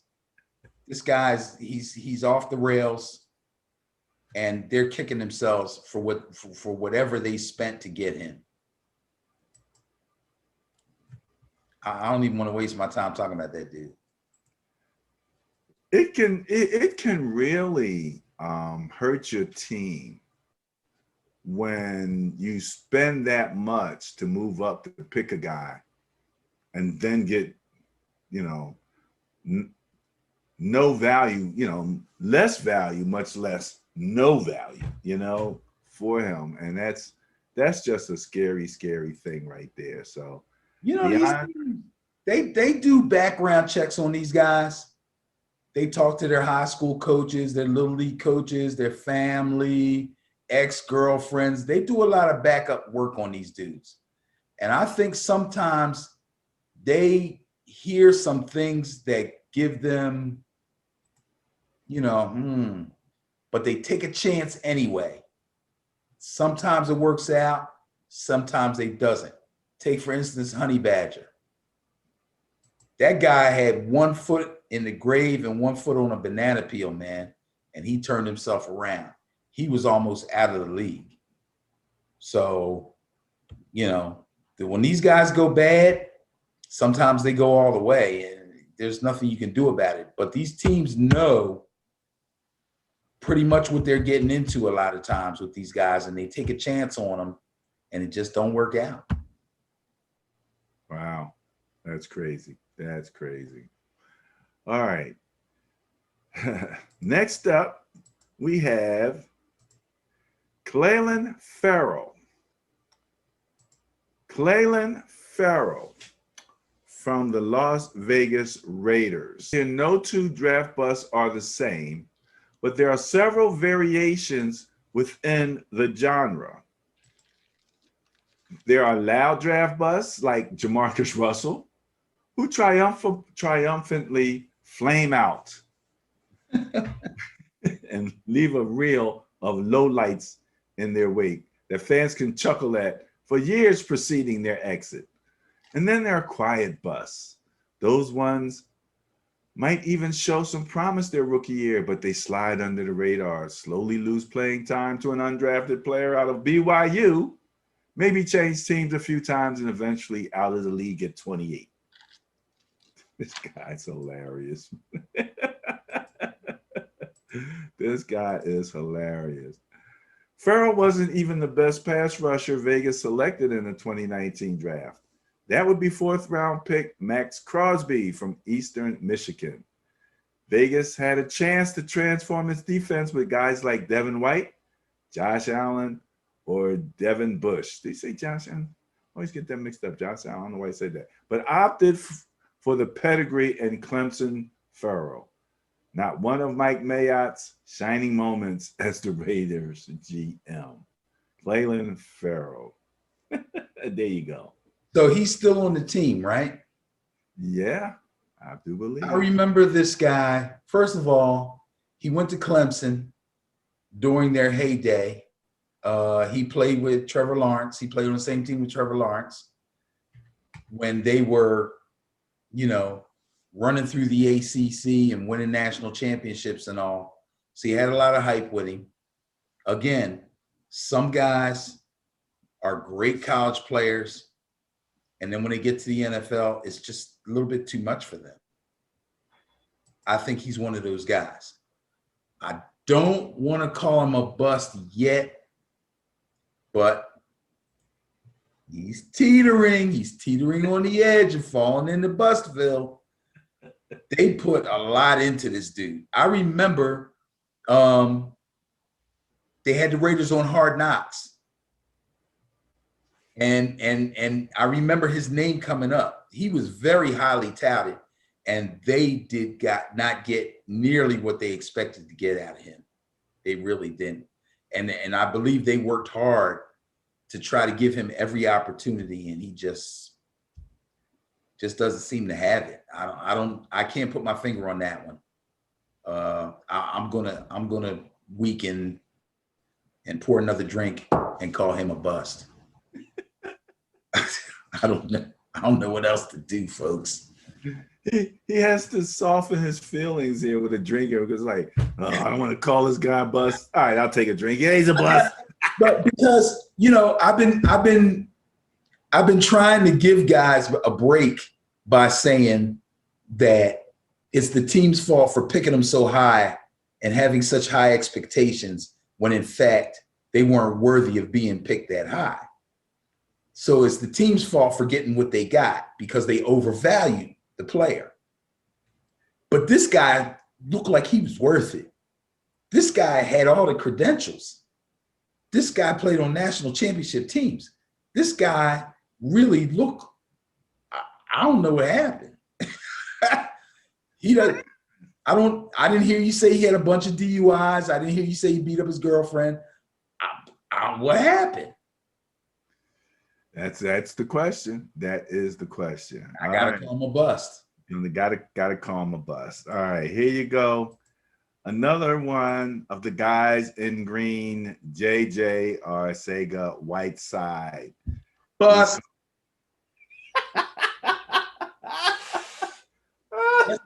Let's not waste any time here. You know, a lot of times I try to be careful because we're in Philadelphia that I don't want to rile up the Eagles fans, okay? But I'm sure they'll all agree with me. This dude is a bust. Look up bust in the football dictionary. That picture is there. That's where you got that picture from, right? It's B-U-S-T. And that picture is right there. It is right there. In fact, see that tattoo up there near the shoulder there? The shoulder. In real small print, it says bust. Bust. Right there in the middle of that tattoo. Are you kidding me? Oh my goodness. It says he appeared in all 16 games as a rookie.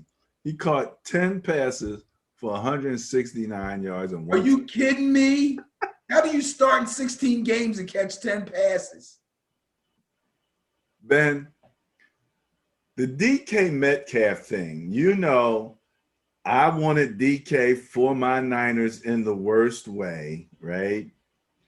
But I never expected him to be the standard for which so many other receivers would be called a bust because they got picked before him. But he's one of those guys. He was selected 7 spots ahead of DK Metcalf. They say who has more career touchdowns, 17, than Whiteside has career receptions, 14. That's disgusting.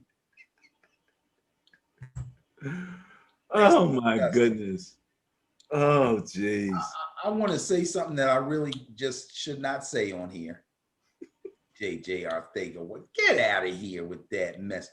I didn't even see anything during his college career that would warrant him being picked that high. Nothing. I listen to Philadelphia talk radio all the time. Eagles fans, diehard people. People talking about if they never win another Super Bowl again, they can die happy because they saw the Eagles win a Super Bowl. People that said, I heard them say it, they would give up 10 years of drudgery in this city of not near a sports team winning anything just to see one Eagles Super Bowl. Those kind of people will tell you Whiteside is a stinking bum. They're like, how in the hell could they pick him? He was a first-round pick? Are you kidding me? What did you see? What did you see? Oh my goodness. Ah, yes. So now I'm thinking maybe you guys are genetically actually related, you and Arthur. Not Bro, just friends. You might be related. I mean, we had to agree on some, but these are two. This one's too easy.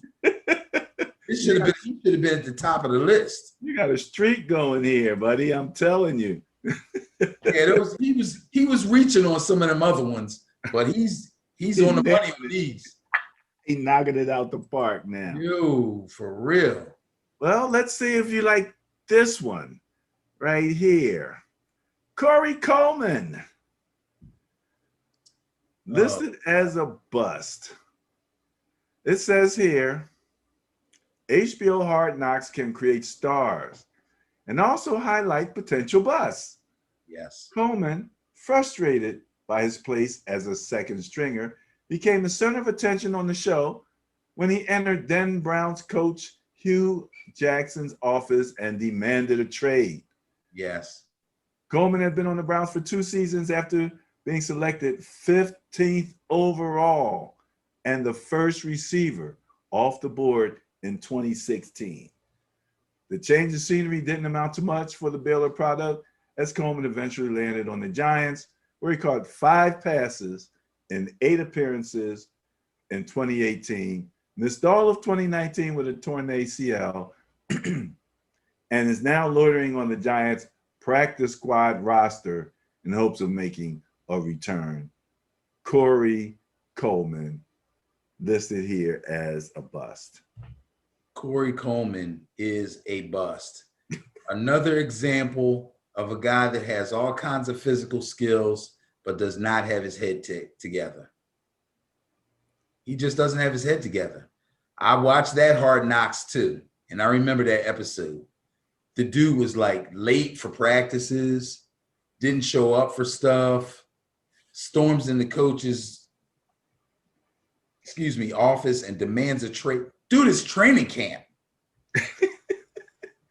How you demanding a trade? What? Well, N'Keal Harry hasn't even got the training camp yet, and he's demanding a trade. No. But N'Keal Harry's got a couple of years in. This dude had just got there. He just got here. What do you mean you want to be traded? You want to be traded because you're second string? You're second string, and you think you should be starting. And even though you're not really beating the other guys out, you're mad, so you want to get traded. Where you want us to trade you to? You want us to trade you to a team where it'd be easy for you to start? Is that what you want? I don't get it.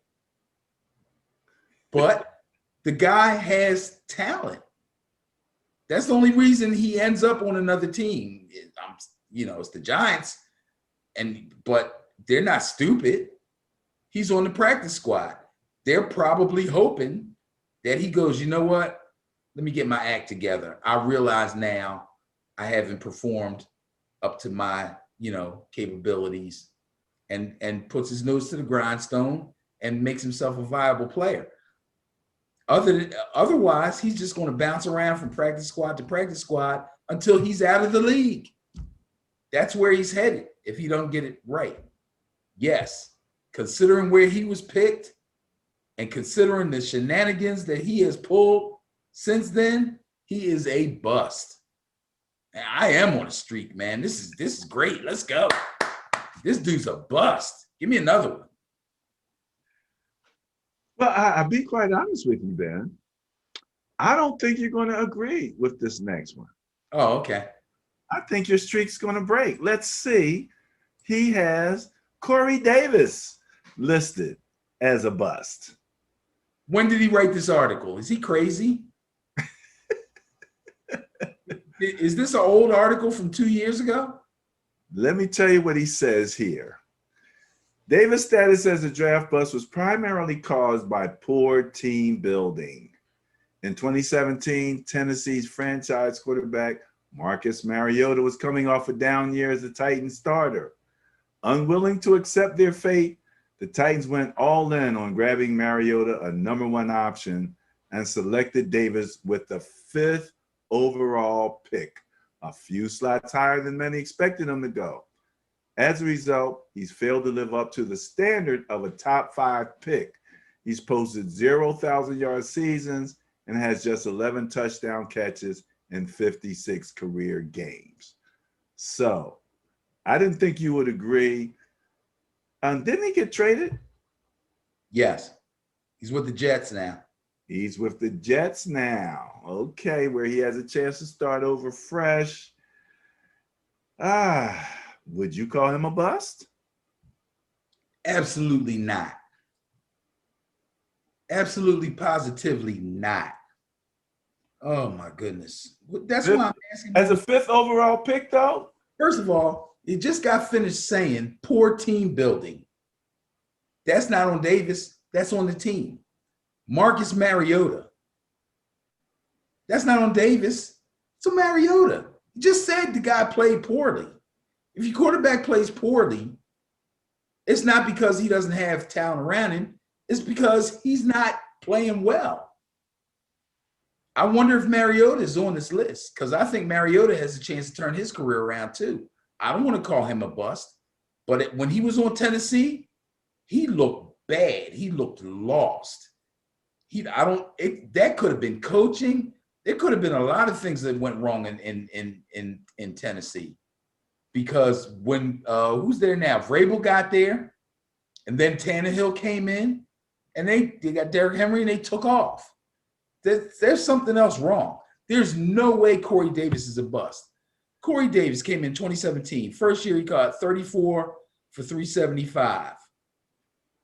2018, 65 catches for 891. That's a decent receiver. 2019, 43 catches for 601. And then last year, 65 catches, 984 yards. 15.1 yard average per catch and 5 touchdowns. Got him a big fat contract. He is far from a bust. Far from a bust. He just needed a quarterback. I didn't think you would agree with that one. I thought that was a bit of a stretch also. But again, is he 5th round? So again, you mentioned that it's not so much on the player if they get picked way higher than what they should have been picked. 5th overall pick, too high? I don't know that he was worthy of being a 5th overall pick. I would probably say no to that. I'm sure if we go back and look at that draft class, we can find wide receivers that have played better than him. But he also went to a team that was struggling offensively, especially at the quarterback position. But overall, they were struggling overall. A receiver is not going to resurrect a bad offense. It's just not going to happen. You know, it's just not going to happen. Well, I think you'll be back on the train on the next choice here. We're rounding down here, Benny. We're getting closer to the end here, but I think you'll agree with this one. Mason Rudolph, Pittsburgh Steelers.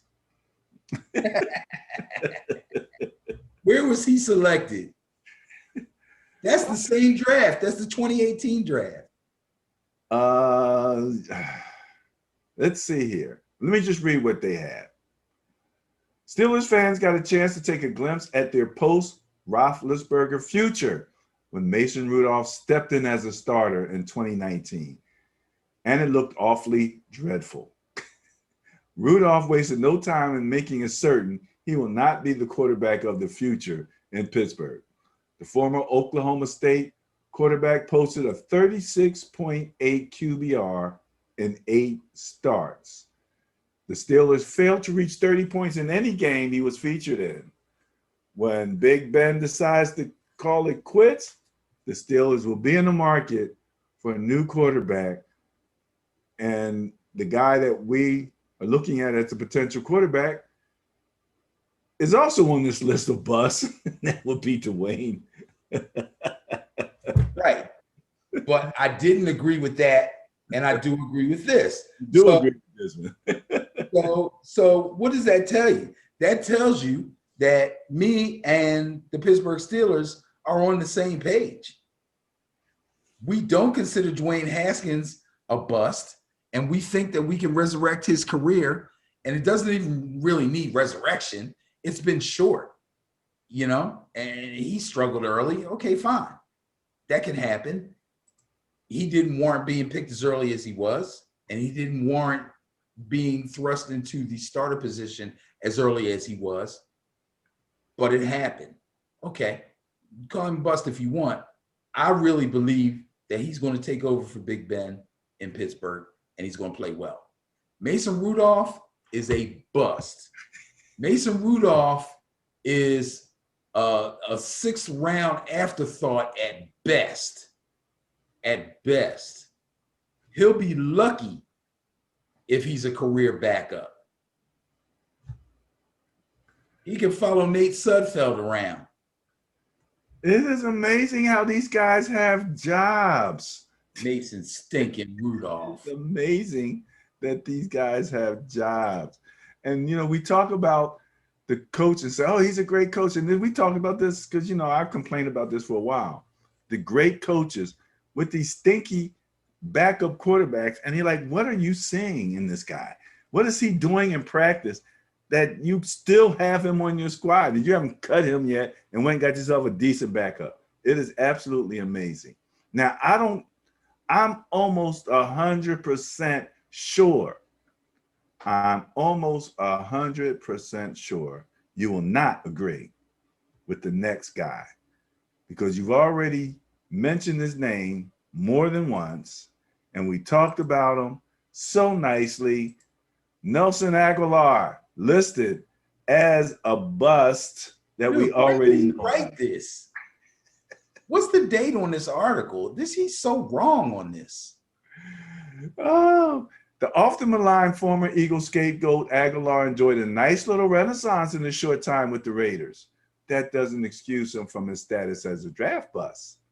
The 20th overall pick in the 2015 draft, I didn't realize he was picked that high either, was infamously riddled with drop issues during his time with the Eagles. He was the third receiver taken off the board in 2015. It would have likely behooved the Eagles to wait on selecting a pass catcher, as we saw far better talent within the third round or third pick with Tyler Lockett and Jamison Crowder and Stephon Diggs. So again, comparing him to receivers who were taken after him is kind of how they fit him into the bust mode. What do you think? Unfair. First of all, that says something that let me know that the actual title of this article should have been draft. What's the title of the article? Guys we already know are busts. Yeah. It should be guys we already know who were draft busts, because that's the criteria that he's using when he brings up these names, that he was selected here, but he produced here. I mean, we agree. I mean? We agree. So draft bust, you know, right. Again, so where he was selected by the draft out, but draft might have even worked because there's some draft. We had a draft bust show, so not like you can't say that. But again, that does seem to be a big part of the criteria. That's very unfair, and to now say that the guy was a bust tells me I'm glad we did Aguilar, because now I understand exactly what's going on here with this article. If you just want to say he was a draft bust for the Eagles, you're right. But as an NFL player, he's not a bust. He's not. The guy, he just made himself a nice little amount of money in free agency going to the Patriots after one really good year with the Raiders. So his career is off and running. He's cool. All right. Nelson Aguilar, Ben's not buying the bus line for him. He's like, nah. He's not a bus. And it's going to be interesting. We are both intrigued to see how this wide receiver core is going to work out in New England, you know, considering the quarterback scenarios that they have there with Cam and the new and Mac Jones now coming in and seeing how all of that works out. So you think Cam's going to start day one? Yeah. All right. I just threw that in there, ladies. Yeah, I don't. Yeah. Well, Cam. Ben, I know you had, if you had as much fun as I did, then this was a fun show because we're not supposed to agree with everything. That's part of the fun. We definitely didn't agree with a lot, but there were many more that you agreed with, and I was a bit surprised. You know, I think you might have even been a bit surprised, and we know what the criterion was. So it was only a couple. Some of them were no. Most of the you guys had more I than a couple, man. You were on a streak for a minute. They were no brainers. Well, then you still agreed with them. So, hey, we got one more. They're no brainers. We got one more. One more. I don't know if you're going to agree with this one. I don't know. But let's see. Because this is a team that we both have really talked well of, moved up in the defensive category of points against when we track them. We're talking about the Miami Dolphins defense. And the last gentleman on the bus list here, Charles Harris, linebacker, Miami. It says here, Harris was touted as a plug-and-play edge rusher who would immediately step on the NFL and start racking up sack totals. Didn't turn out that way for the Mizzou defensive end. He appeared in 41 games with the Dolphins, tallying just 3.5 sacks and 10 tackles for losses. After 3 uninspiring seasons, the Dolphins shipped Harris to the Falcons in exchange for a 7th-round pick. Future Defensive Player of the Year candidate Tre'Davious White and T.J. Watt went within the next 10 picks following Harris's selection in 2017. So they went with Harris. They could have had T.J. Watt or Tre'Davious White. And again, back to that pick situation where they're being, you know, whether they're a bust or not is somewhat relative to where they went and the level of success of those that were chosen after them. There you go. Yeah, this is a guy who I didn't really follow in college. He went to the University of Missouri. I can't remember the last time a great player came out of Missouri, especially a dynamic defensive player. They thought he was going to be a plug and play edge rusher. He's far from that. Half a sack in 2019, 3 sacks in 2020. I mean, he did get 3 sacks. I don't think he stinks, but he is far, far, far away from having the kind of production that he should have had. He's nowhere near producing what he should have produced compared to where he was picked. So again, I blame the team. They messed up on this one. They picked the wrong guy. But yeah, he's a bust. I got to give it to him. I don't see flashes. I don't even hear his name called. He barely makes tackles. I don't even know. I have to go back and look at my edge rusher list and see if his name is even on it. He might be competing for a job. You know, you're a 1st-round pick and you're competing for a job. That's a problem. That's a problem. But it's not all on him. The guy probably should have had a 3rd-round grade, and they took him way too high. That's the team's fault. The team be setting these cats up to be busts. Well, you know, I agree with you to some degree, that it should be draft bust, because so much of what's Right. happening is these guys being chosen and taken, and you see the talent that followed them, and you're like, man, did you make a mistake? Now, That's what those teams that took those guys to follow them that are excelling. That's what they're saying. They're like, I can't believe they took that dude. I know. Holy crap. He's still on the board. Wait a minute. You had Andy Isabella at 5'9". Yeah. And you had DK Metcalf at 6'3", both running the same time. Right. And you take the little guy. Take the little guy. All right. We had so much fun with this show. Let me just mention, Ben, I just happened to notice this here. Let me mention again. This is on our Facebook page, Ben and Barry on Football. You can find us there. You can find us on Instagram, Twitter, YouTube. Our podcast will go out on Apple Podcasts and Spotify, and we will be online on the radio on WJRL 953.com from 6 to 7:30 every Friday.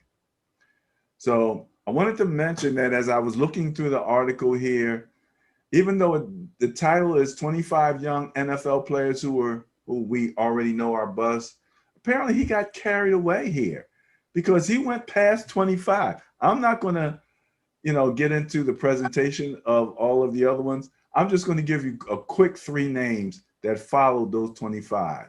1, Reuben Foster, Niners. Oh. 2, Deshaun Kaiser. Bust. And 3, last one here, Eli Apple. Bust.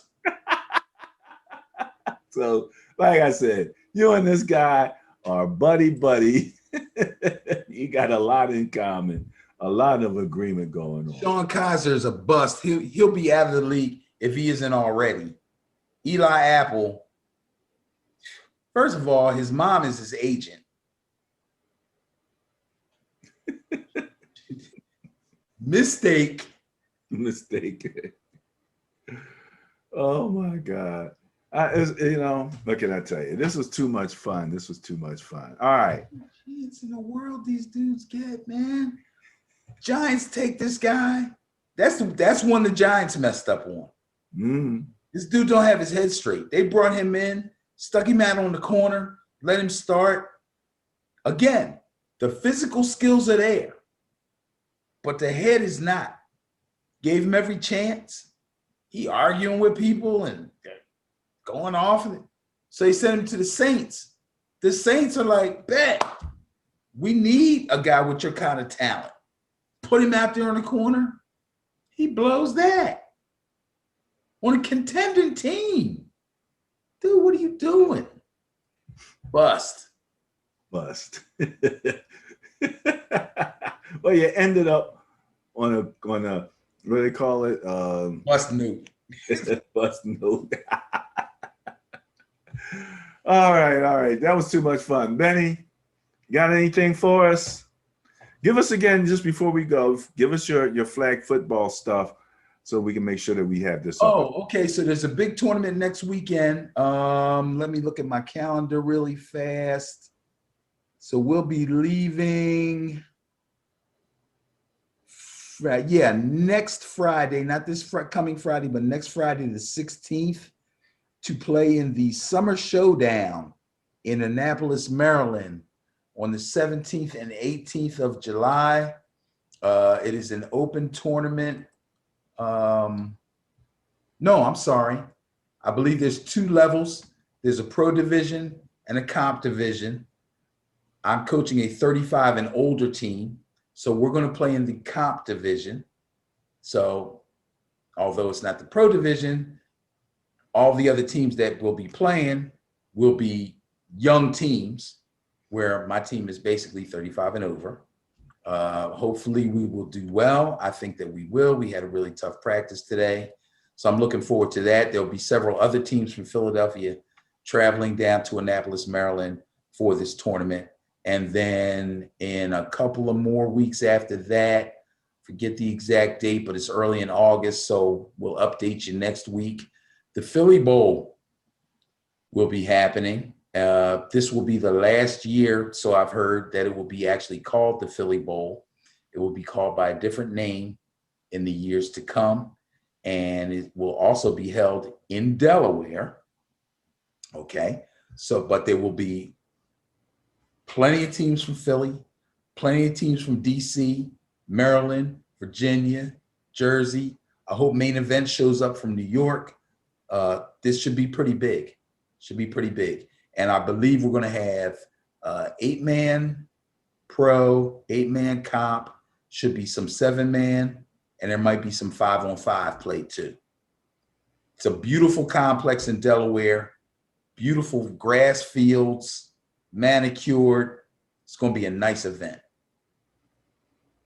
That sounds nice. That sounds nice. Okay. Well, there was one other thing that I did want to show you. Now, if I can get this to work right real quick, we'll do it. If not, then it won't be there. It's not really much fun for the, okay, we're going to leave that off because I don't even see it on the page here. Did you get a chance, Ben, to see Tom Brady and Aaron Rodgers doing a little catch at their golf tournament? Yes. Yes. They were throwing that ball. that ball playing catch, man. That ball was coming kind of nice there, man. No, they're NFL quarterbacks. I know. I was like, that ball's like zipping. Not bad, not bad. Make you look forward to some football, doesn't it? I'm looking forward to football anyway. I mean, I'm trying to keep my eye on my fantasy baseball teams, but I've already drafted a few football teams just so I can get a feel for what's going on in fantasy. Yeah, I'm looking forward to football. All right. I can't get too excited because we got the NBA finals and training camp hasn't started yet. Now, once training camp starts, then I'm all in.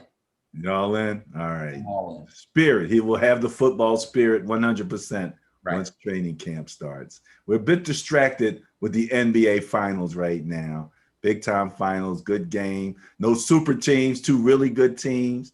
You know, I was interested in the last game to see how the centers made out. The Lopez and Aiken, two very different players, but guys, they don't play center like, you know, them guys down in the pivot, stuff like they got Lopez out there trying to guard CP3 out at the 3-point line.